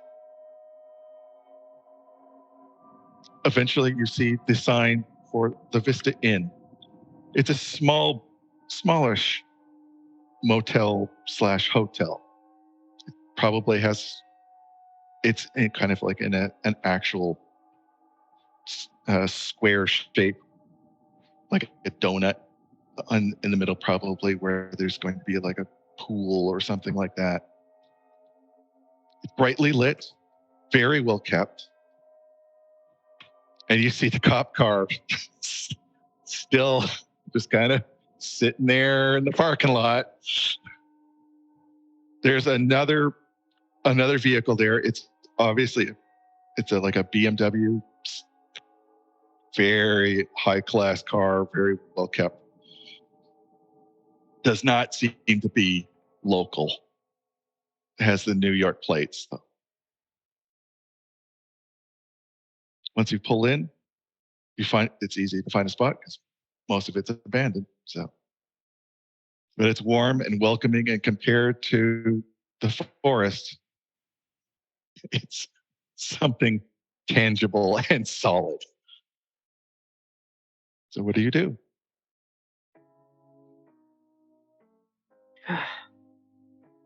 Let's get checked in. As soon as the clearing opened up, and it seemed that there was clearly we're getting close to where we're going to be, River opens up the little armrest in the middle, and there's a couple different bottles of liquor. Ada, do you still drink tequila? Yes, but not in the car, not while we're driving. We're so close. We're not going to be drunk by the time we get there. No. Suit yourself. No, I will run this car off the road. I will take that steering wheel away from you.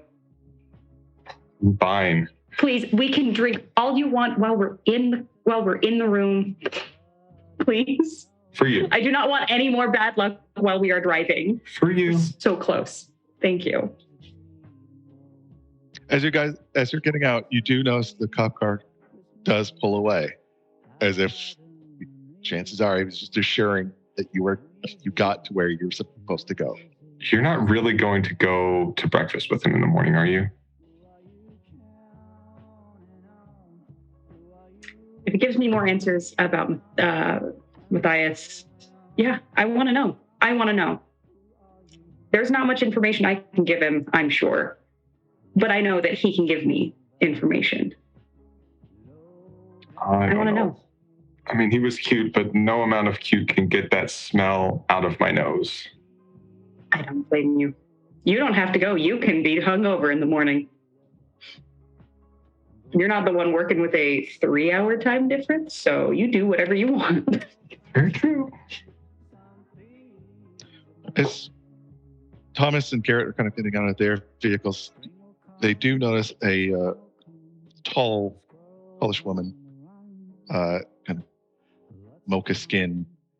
Her suit is probably more expensive than the car that Thomas is in. Standing outside, talking on a cell phone. Fucking podunk town. They're still not here. Wait a minute. Maybe this is them. Christ only knows.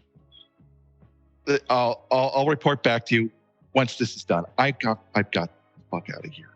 I mean, you just cannot believe this place. They don't even have Danishes. She hangs up. The plural of Danish is Danish.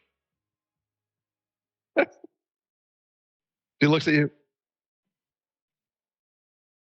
kind of looks at you again, as if finally seeing you. Mm-hmm. Oh, well, of course it is, I think. If pastry is how you judge a small town, I recommend that you change your expectations. Yeah, I should have had none come here. Art, there's 4 of you. Am I assuming I'm supposed to be meeting you? I'm Miss Fox. Yes. Okay. We're here about Professor Cole. Thanks for the amazing directions. Okay. I know. I mean, GPS just doesn't work. Do you have any idea how many times I got lost on the way here? I Probably apologize. about 50 times more often than we did. Well, I do apologize. I've got you sweets to make up for it. It's on the house. A sweet here. Let's just say that a sweet is not a sweet, if you know what I mean. But they should be suitable for you. I'm sure the accommodations are fine. And I have arrangements to take you out to Hyperion House in the morning or the afternoon, whatever is easiest for you. I've got. Could we do brunch-ish, like late morning? Of course. There's the lady in charge of this place. She says that she has dinner ready for you whenever you need it. That you'd probably want something. So I've also rented the dining room. Miss Fox, we have scheduled a meeting in the morning with the local officiate. Asking around circumstances with Mr. Cole. Yeah. There's some things that you probably need to know. Do you need to know now? Or can I tell you in the morning? I mean, it is kind of... Should you partake in that meeting? Or... I'm quite unclear as to... Noah? Was that James? Noah James? Yeah, it's Sheriff Noah. Yeah. When he heard that we were here for... We've run into each other. Nice enough. Dumb as a bunch of rocks, but nice. Character. Mm-hmm. Mm-hmm. Mr. Whitman, will you be joining us for breakfast? Oh, yeah, you're Whitman, and you've gotta be Reverend Zane. I have to say, I love your outfits. But yes, I am River. Thank you. I like it. The town's not going to, but I do. I don't give a fuck. God. Good. We are going to get along fine. I mean, we're going to get eaten by bugs out here. Shall I get you checked in? Let's go get checked in. We can talk about anything we need to know tonight over dinner. Okay. I'll meet you at the dining room. I've got some paperwork I need to go over. I'll see you there. Miss Ullman will help you. Perfect. She opens up a phone and is off again. Yep. Inside, it looks like the overlook from The Shining has had a very cousin child with the worst Motel 6 you can imagine. Oh, great. How comfortable. There's a bunch of knickknacks, a lot of knickknacks, and mismatching carpets. And just, it looks like a Goodwill and a farmer's market has thrown up a place. This lady comes out. She's matronly, round face, nice hair, very big smile. Oh, guests. Are you the four? Are you the four? Yeah, with the sweets. Yeah. Yes. I've been waiting for you. I'm so sorry. Were you able to find the place easily enough? We got here in the end, and ain't that the important part? Yes, that is the thing. I'm so sorry. Please, my condolences. Mr. Cole, he was very nice. He always had guests, and he always chose my inn to host them. So just consider us family. And the name of our family?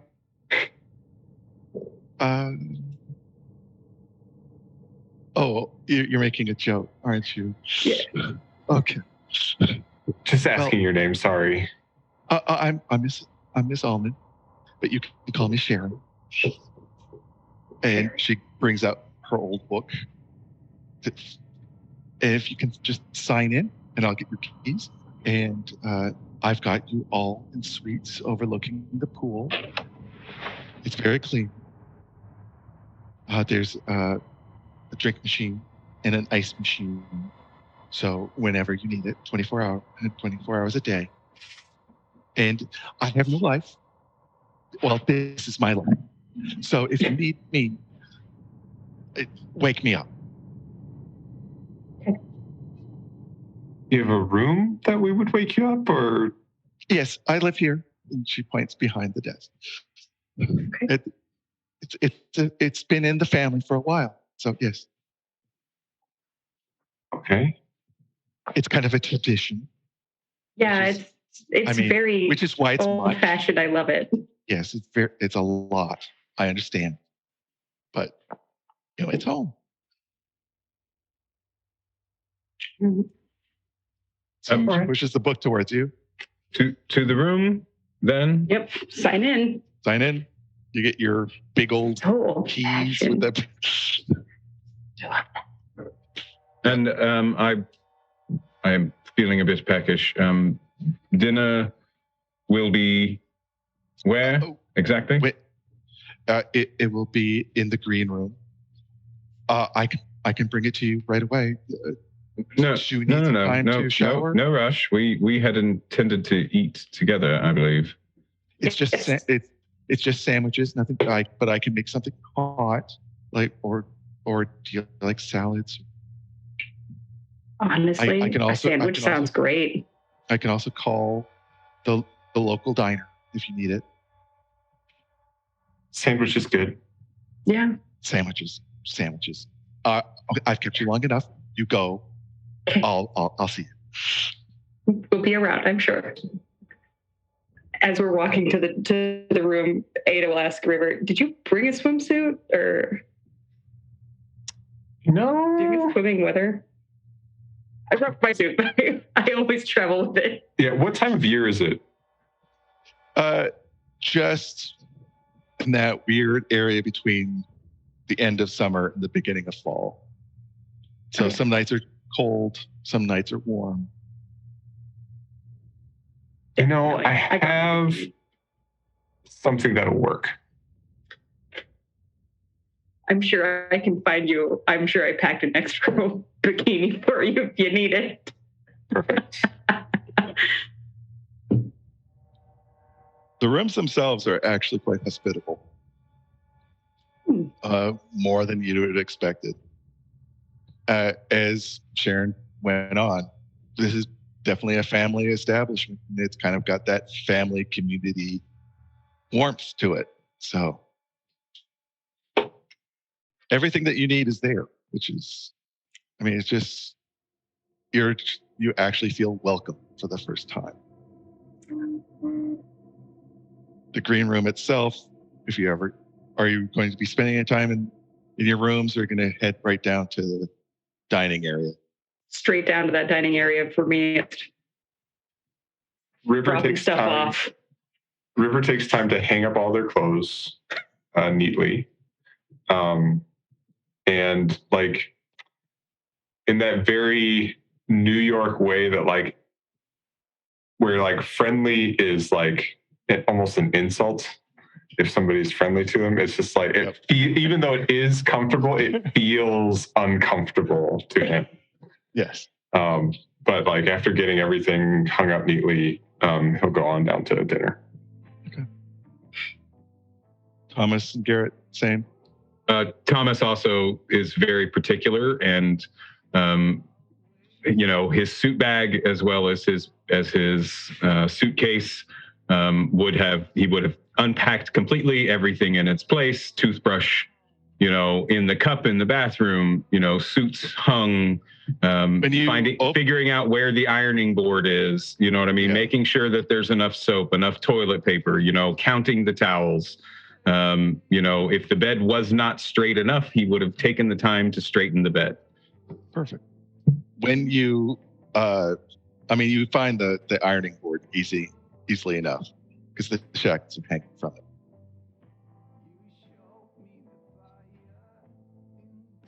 Continues to hang his shirts. Are they still glistening? No, this time the blood is tacky. Ensuring not to get the shirts anywhere close enough that they might touch, and pulls out his notebook again.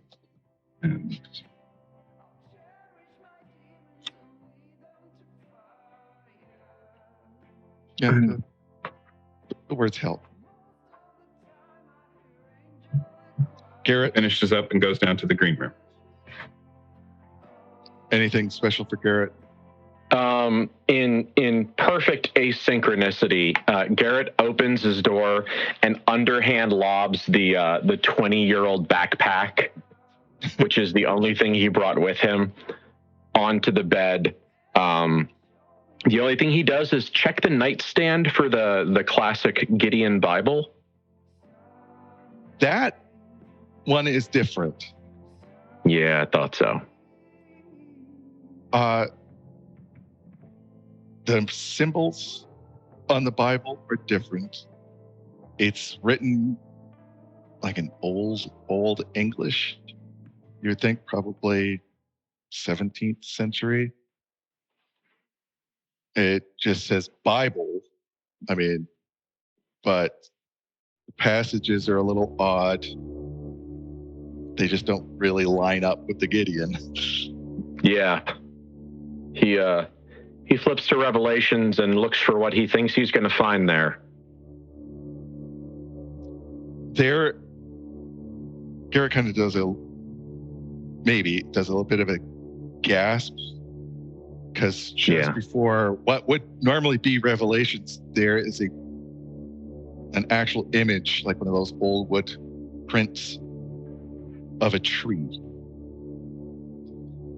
Big, black, branching tree, reaching for the moon.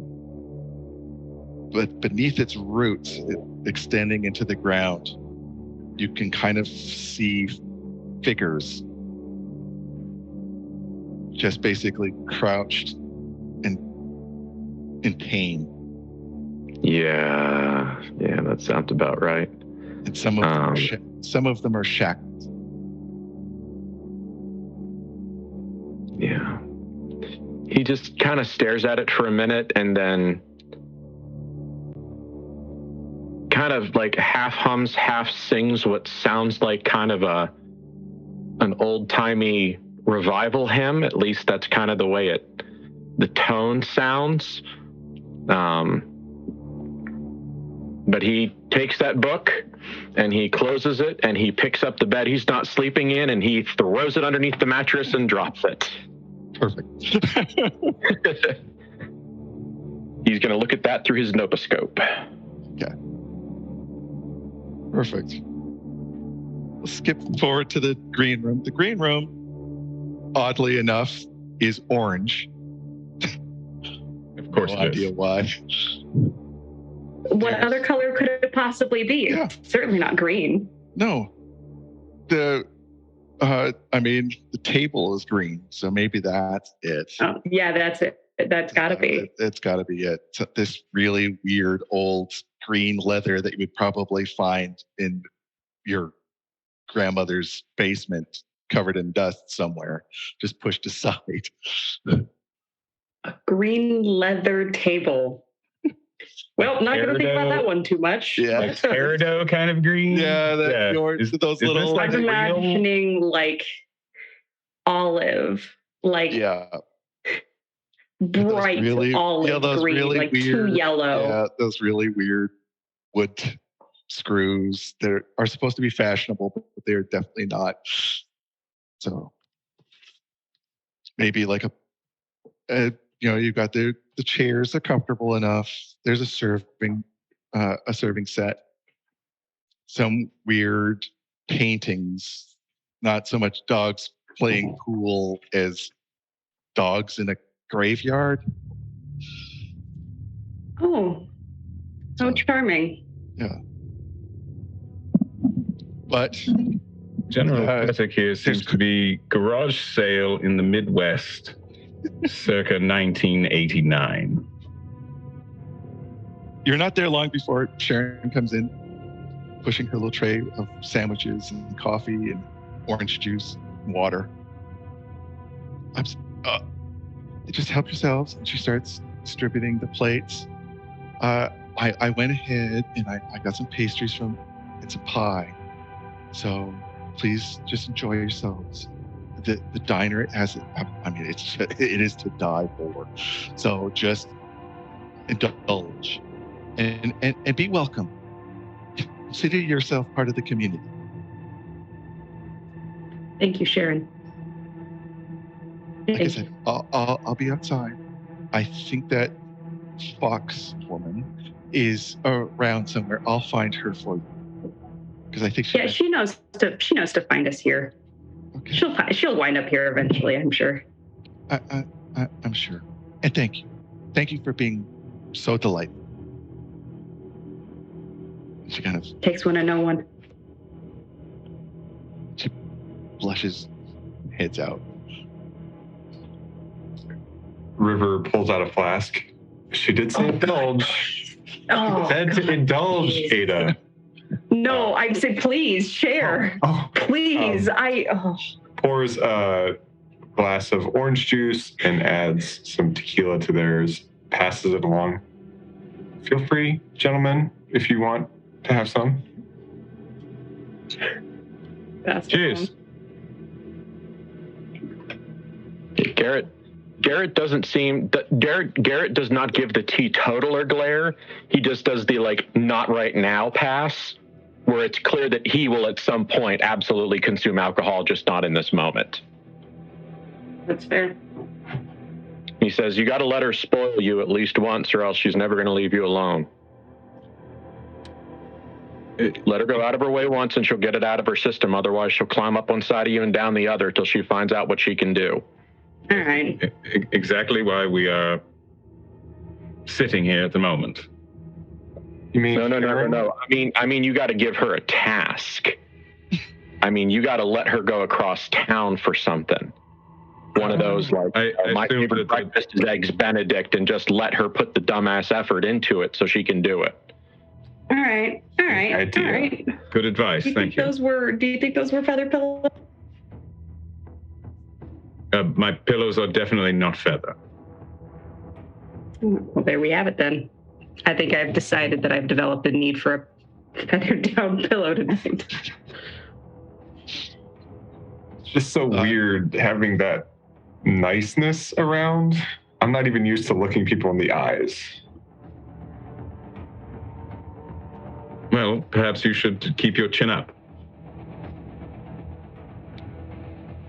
That I do. So when was the last time you all saw Matthias? God, now I feel bad. I'm trying to think because I know it was definitely. Yes, when was it? I know I have it written down in my apartment. It's been that long, Ada? No.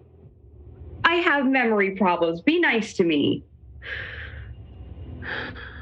I spoke with him on the phone 3 weeks ago. I have not seen him in person. It was less than a month ago. It had to have been. Likely 7-8 months ago was the last time I saw him in person.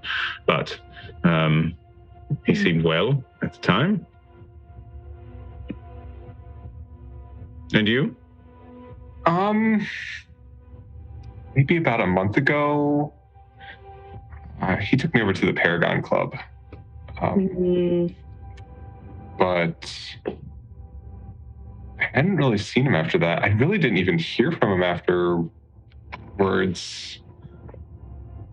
Kind of introduced me to some of his friends over there. But yeah, it was kind of out of nowhere getting this message. Yeah. Quite unexpected. And you, Mr. Whitman? I haven't seen him myself in a while. He asked me to do some background work on a couple of pieces that he found. I think about 6 weeks ago. It kind of, authenticity checks, that kind of thing. But once the big project we shared kind of wrapped up, we didn't talk as much. And then it just kind of went into guy you sometimes call that lives two towns over. Yeah. So you all were more involved with his academic life. It was a professional relationship. Yes. Don't raise your eyebrows at me, River. I know you, Ada. I'm looking at these two fine gentlemen. Yes, strictly professional. He had an interest, and I was able to fulfill it at times. I could say the same thing. Yes, I'm sure that you could. Interests and fulfilled them. Yes. That's a great way of putting it. I bet I could use that on my resume. Yes.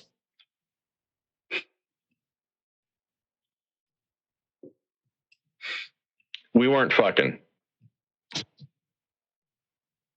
Direct. I appreciate it. You hear knocking at the door, and then the door just opens, and Evelyn just basically kind of fills the room, just hanging up her phone. Okay. Apparently there's food. Where's the food? We brought pie. Oh, okay, pie. Okay, I mean, typically calories, but fuck it. No, look at the crust, Miss Fox. Look at that crust. That's gonna fall apart if you look at it wrong. That's so flaky. You're gonna be fine. Okay, pie it is, because I mean, I just want to put this in my rear view. Calories are fake tonight. Just eat. Thank you. She sets up her little plate. Okay, so have you all met? Do you all know each other? I'm sure you do. Okay, there's an issue. But first, questions. I'm sure you've got them. Go. Yeah, I'll go first. Why wasn't there a funeral? Well, there kind of was, but it's one of those closed casket sort of things. Why wasn't I invited to the funeral? Well, see, nobody seems to know.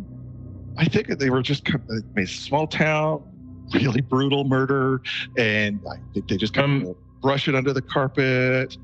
Really brutal murder. Can we? Oh yeah. Back to that detail.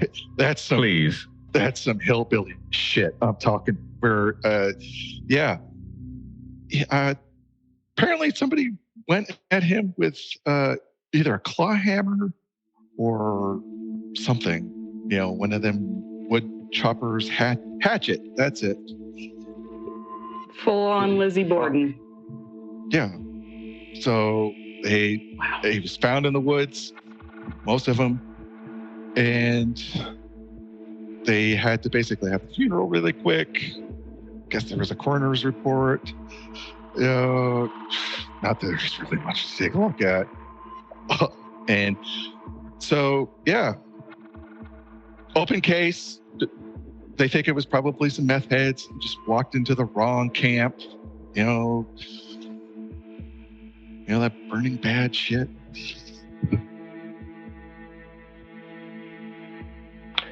Weddings and funerals, you have them as fast as you can so you can get people to quit asking questions about why you're having one. I like that. That's. I think you're spot on. Miss Fox, you seem quite nonchalant about. I've been told that. Yeah. This entire bit. Honestly, it likely has nothing to do with you. I was only made aware that Mr. Cole was no longer with us, not that he had been hacked to bits. I'm sure somebody should have sent a memo. I do apologize for that. I'll definitely talk to my secretary and pass that along. And I'm sorry, I haven't really slept,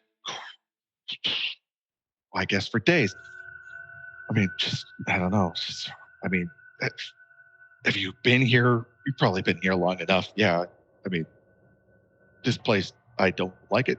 I'd like to get back to New York and be done with it. Here's the thing. Did any of you know that he was married? Would River know that he was married? No.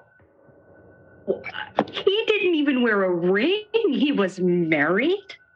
Yeah. He seemed like the type that would have worn a ring. See, and that's thank you for clearing that up, because here's the thing. I've got people telling me that he was married. I've got people saying he wasn't.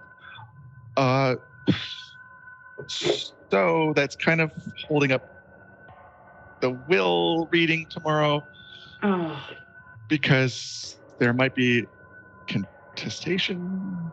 Are there no public records of marriage certificates to the process? No, not that I've been able to find yet. So I don't know if it's like one of those spur of the moment things, a Las Vegas thing. And it seems fairly open and shut.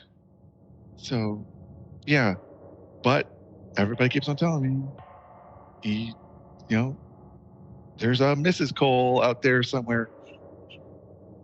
Like happened recently? Yes. Yeah, he never seemed the type to tie the knot. Yeah.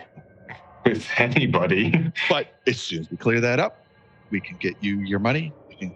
But in the meantime, we'll get you out to Hyperion House. You can start looking around, because I can pretty much say that you're probably going to be the only 4, if the wife's proven not to exist, the only 4 that inherit anything. So, yeah.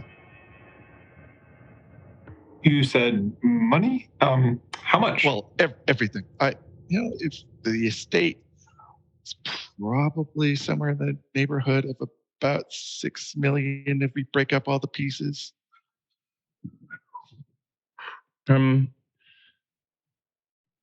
This is perhaps not necessarily the proper place for this question, but I think we're past that. So please go ahead. Why on earth would it be the 4 of us? Well, other than this wife thing, he has no children, no family, no real connections. He just kind of dropped off the map, and you are the only 4 that he listed for some reason. And that was a recent change. Before that, it was just supposed to go to his old alma mater, and no, he changed it to you 4. How? So congratulations, you kind of won the lottery. How recently, Miss Fox? About 6 months ago, 4 months ago. I'm baffled as to why he would not mention this. Well, he was a bit of an eccentric person, from what I'm told. You know. Did he mention this to any of the rest of you? I don't remember everything that he's ever said to me. Yes, but you would think that you would remember if he had said, "I have named you in my will." Oh, absolutely. I mean, I'll be honest, I'm not surprised that River's been named in his will. You two were really close. Yeah. But, you know, I can see why, Garrett, I don't know you too well, so I don't know exactly why you would have been named. But, I mean, Thomas, you and I went on more than one expedition with him, and... Yes, but traveling abroad is something completely different than being tied to someone in this sort of way. This is a deep... I apologize. I'm completely baffled. Yeah, and being close to someone and being attached are two pretty different things. And I mean, definitely shared a lot, but I don't know if it was ever really like attachment. Certainly never like what they said, getting married like that. No, he didn't strike me like somebody like that. I mean, it was a fight for me to get him to finally, admit his age and start, not packing a tent and trying to stay in, I don't know, a house, a B&B, a hotel, instead of just camping out in the woods in some godforsaken country. Well, and I mean, if we're being honest, not to speak ill of the dead, he's the most lecherous person I've ever met in my entire life. He was debaucherous and could not be satiated. His appetites were beyond anything that I have come across in the 37. They can't be proven. They can't be proven. We made. Well, I did go to. No, I'm not trying to. But yes, personal library for reference on my, thesis on human sexuality and the history of pornography. So, guys, please don't interrupt the British man talking about the debauchery and the lechery. Oh yes, I apologize. Please, Thomas, continue. Forgive me. You've got me a bit flush there, River. I'm just, as I've said, I'm baffled. None of this makes. I mean, I can understand if he had named a certain set of pieces, that I should take hold of so that they could be placed and or provided to someone else within, certain circles. But and do remember that might be in the will. We still need to crack it open. So maybe he did certain pieces. I mean, we've heard about Tina's house and you, and I'm sure that we can also help expedite any shipping items away. That's part of our estate deal. We can assist you moving anything away, and don't you worry about the Bergstrom Institute at all. Completely wipe it from your mind. There's nothing to be worried about, Miss Fox. As long as the wife thing doesn't play into this. So we're good. All right. I need to go have a drink in my room and maybe sleep. So we'll all meet for brunch tomorrow. You've got your thing with the police. Don't worry about it. If you need a lawyer, fine. I can find you one. So it's more that we're gonna, ask him what he can tell us about the case. I'm sure there's not much more information we can give him aside from here's the invitation we got. It's clever. I like that. Right.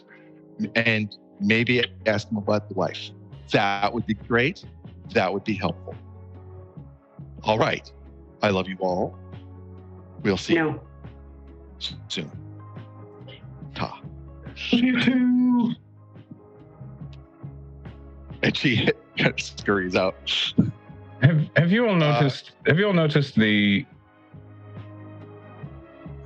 everyone is trying to form us into some sort of relationship? It seems we've been asked to be family.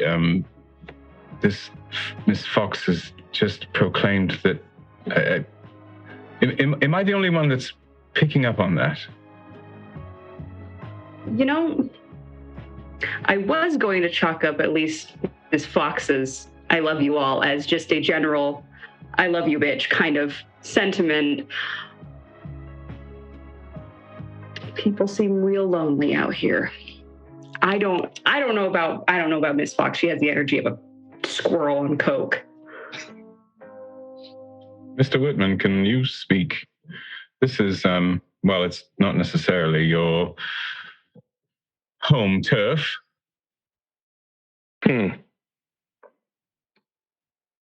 Sounds like the first half of a question. What's the second half? Do you have any insight into whether I'm just, perhaps I'm just, taking the piss. But it's odd, sir.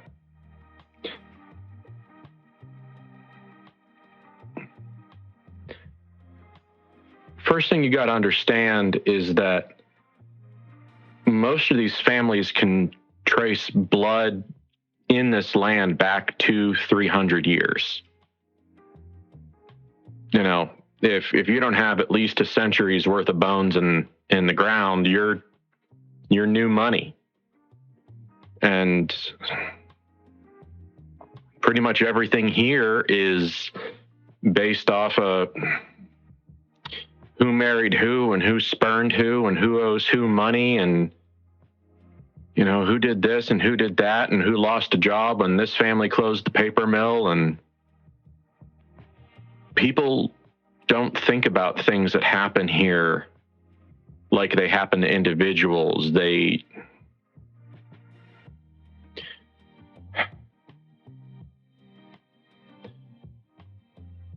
You know how trees will try to kill each other to get to the light?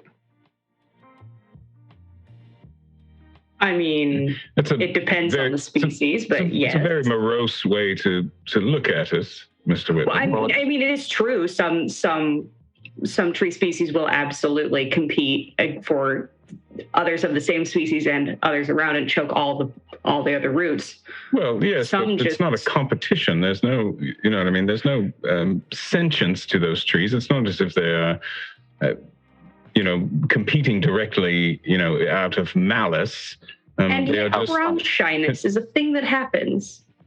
Branches don't get tangled normally. I'm just saying, they might not be sentient, but... And Mr. Whitman, I understand what you're saying, that, the roots run deep, but why are they trying to include us? Because if they can't, because they don't know how to deal with people, they only know how to deal with trees. So they got to turn us into something they know how to deal with.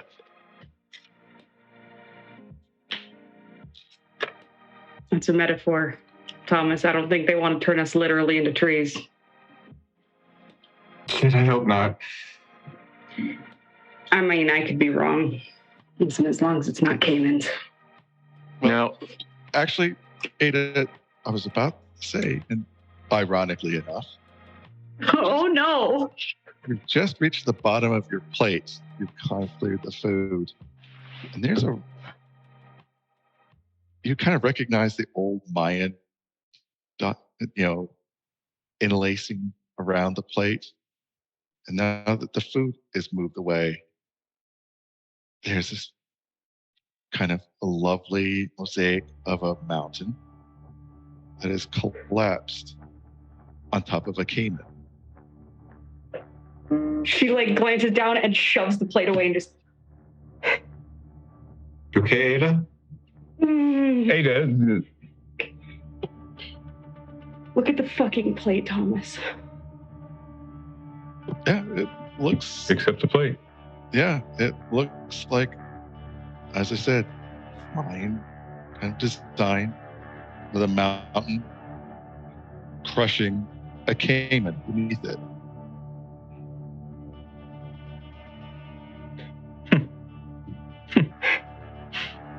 I mean, it shouldn't. It's a nice piece, Thomas. I mean, you're not really sure. I turn it over. In upstate New York. I turn it over and I look at the mark, the ceramicist on the back. Interesting. What an odd coincidence. Don't make me say the caiman's name. Don't make me say its name. Tell me you do, tell me to my face you don't recognize that. Darling, I think you're trying to see Jesus in the toast, okay? Listen, coincidences are common. Right? Jesus is on the toast. I don't know what you want me to say. He's on the toast. There he is. She likes you real special. She put out the roadkill plates. Okay. Ada, I understand how this might bring up some old things, but you know as well as I do that we got out and we survived and we're fine. Yeah, just so River notices, because all the plates just seem to be like the building itself and the hotel itself is all just this mishmash of different collections. This plate definitely belongs to the Paragon Club. You recognize it from that night when they were serving dinner just before it happened.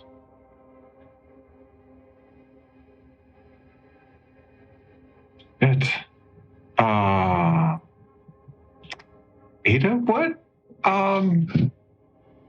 So this is you've seen this before?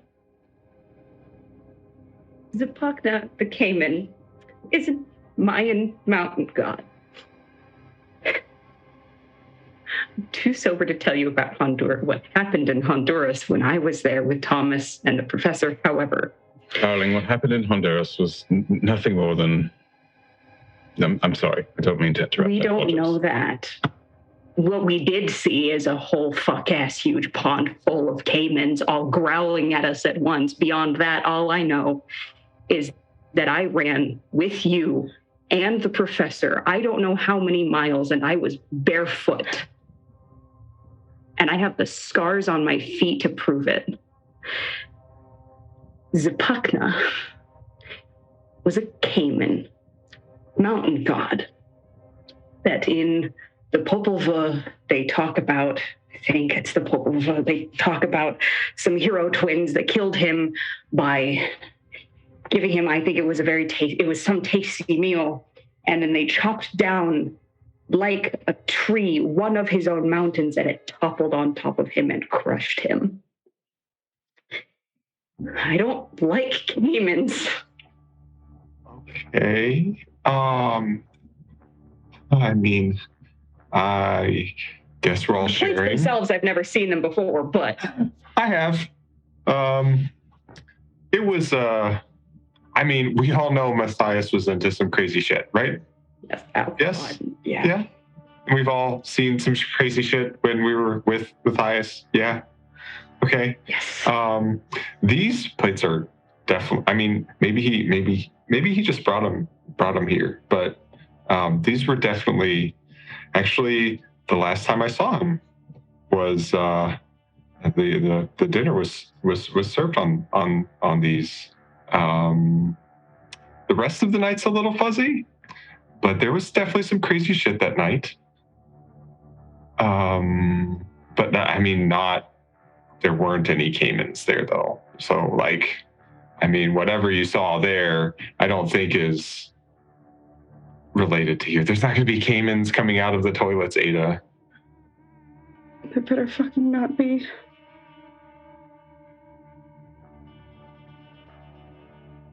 I sweep the food off of my plate. Same. River's checking his too. Is my plate the same or different than Ada's? It's different. It just seemed to be kind of one of those old timey plates, just the pictures. It looks like Blue Willow kind of plate. Yeah, one of those Blue Willow ones, and just kind of nice designs, mostly trees interwoven, like the leaves and all the branches are basically tied together, creating almost, it's kind of like that midsummer chic. Ada, complete coincidence, dear. Complete. He was probably had these made. He's eccentric as fuck. He probably just had these made and brought a couple of them here. Perfectly reasonable explanation. He stayed here all the time, they said. Well, one is a coincidence, okay? One is a coincidence. Look around the room, right? You've got the little everything ceramic angels and there's a fucking old beer can next to a goddamn set of Hot Wheels. It's just Thomas, yours is kind of like about a farmhouse that, in addition to it looks kind of broken down. You're not sure why an artist wanted like a broken down farmhouse, but yeah, it's beautiful. You mean on my plate? Yeah, on your plate, like a picture of a broken down farmhouse. And River is going to check his plate too, just to make sure that there isn't some no, if Garrett's not checking his plate, I'm about to. Hybrid, half human, half animal ritual circle on the it. Back, when you really look close enough, the cracks, maybe like Jesus in the toast, you're just seeing it, but you kind of see like the antlers that you remember kind of being vomited out of this head. I'm not hungry anymore. And just takes a swig straight from the flask. Garrett, you looking? Garrett has been like in the most ornery, obstinate way, just like very slowly chewing his food. Like he is absolutely he's doing like the beaver cleaver chew 50 times with every bite. It is quite possibly the greatest club sandwich you have had in your existence. Yes, it's transcendent. Yes. It is the idea of a club sandwich. If Buddha was a line cook, this is yes. Garrett. Yes, the Miss Summer, just basically her essence is just washed over you and just kind of chilled you out with her amazing cooking. So I love it because in my life, I am always looking for the greatest club sandwich. I'm always looking for that. It is a quest. It's in Willow. It's in Willow Hills. Willow Hills. Yeah. I know where to go get it. Yeah. We just gotta, find a universe that has Willow Hills and survive the horror scape of it. I can't do it now, but ask me at afters the food I had this weekend. I need to yell at you. Like he finishes 1/4 of the sandwich he has, and he looks down at the plate.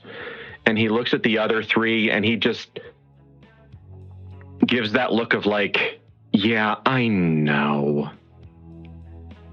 And just like takes out a napkin, unfolds it, puts it on the table, takes the other pieces of sandwich and puts it on the napkin, clearly abjectly refusing to let whatever's on this plate ruin his meal. Right. And then just kind of, shoves everything to the side and then, does it all at once so that he can just look at the damn thing all at once and not have it sneak up on him. Yeah, it's the Whitman family seal, that weird deformed tree thing that you really got to look at it to kind of see the whorls and the symbols within the symbols.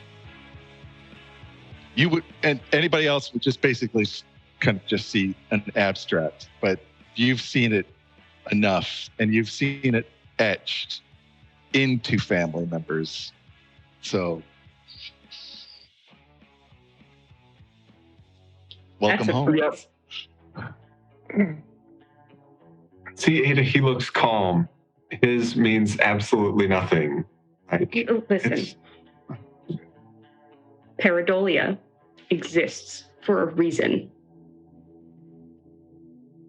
What is that? Pareidolia is when you look at a cloud and you see a face sometimes. It's the thing that is the term for you see Jesus in a piece of toast. Oh. When you look at a tree and sometimes there's a face and you look again, you go, what? There wasn't a face there. When in the middle of the night, the pile of clothes on the chair next to your bed looks like someone is sitting there, arms crossed, legs crossed in a specific way that whatever parental figure would do angrily at you, and you turn the light on and it's just clothes. That's pareidolia. Right, which is an explained phenomena caused by your own brain, which means that you are, again, darling, Ada, I'm telling you, this is just that. There's nothing else here to it. We are simply here in hopes of grieving for our friend and finding out whatever it is that he has done. This is that part is boggling, honestly, as to why he chose us. But outside of that, this is nothing more than coincidence. So please ease your mind. Or Matthias speaking to us from the grave. Okay. Oh God, I might have brought my tarot cards. We can get weird with this. No, this is just some Vincent Price. This is some Vincent Price crazy plan right before he died stuff. He was also that kind of, yeah. Yes, exactly. Okay. Once is a coincidence. Okay? Fair enough. Once is a coincidence. Once is chance, twice is coincidence, 3 times is enemy action. It's 4. I don't know. It stops at 3. It's the same my uncle used to say. But that's my family crest. I'm sorry. That's my family crest. The plate. Cute. I just love that notebook. We don't have plates. Did Matthias know about your family crest? Likely, yes. So, Matthias, families have crests. You're here. You know which room I'm staying in. I think I'm staying in the room next to you. Please don't make me file a noise complaint. Just joking, Ada. I'm just joking. He's not going to come from the grave to come fuck me. Come on. I'm not scared of ghosts. All I'm saying is don't make me make a noise complaint. Just don't wake me up. That's all I ask. I won't. I'm afraid of one thing. That's very specific crocodilian. One species of it. Which likely Matthias knew, which is why he had the plate placed here, and perhaps it's all an intricate ruse, and Miss Allman is in on it. Did Evelyn have a plate? She just grabbed a random. Yeah. Is it still on the table? Mm-hmm. Can we check that one too? Yeah. Which plate does she have? What's the gazebo's AC? It's in many ways it's like Garrett's. It's got you would guess it's like a family kind of plate. It's one of those ones that's just made for like either a wedding, or it's just this odd symbol.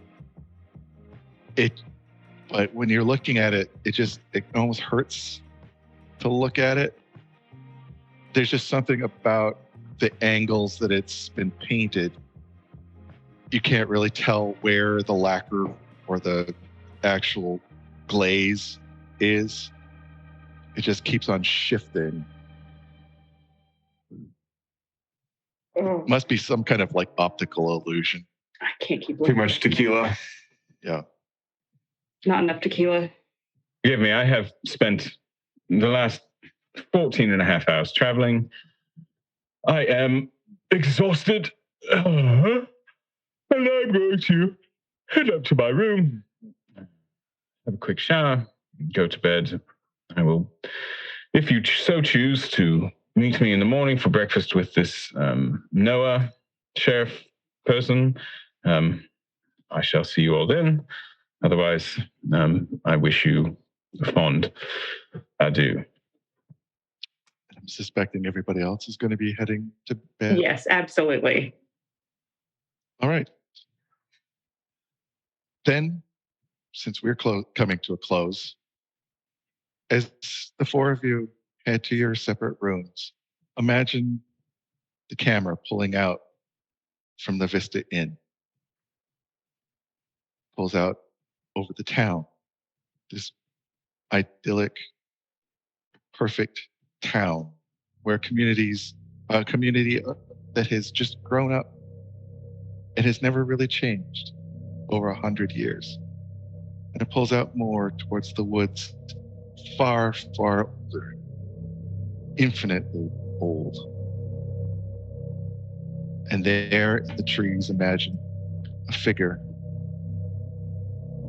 in a white dress, soaked in blood, and a claw hammer hanging loosely from one hand.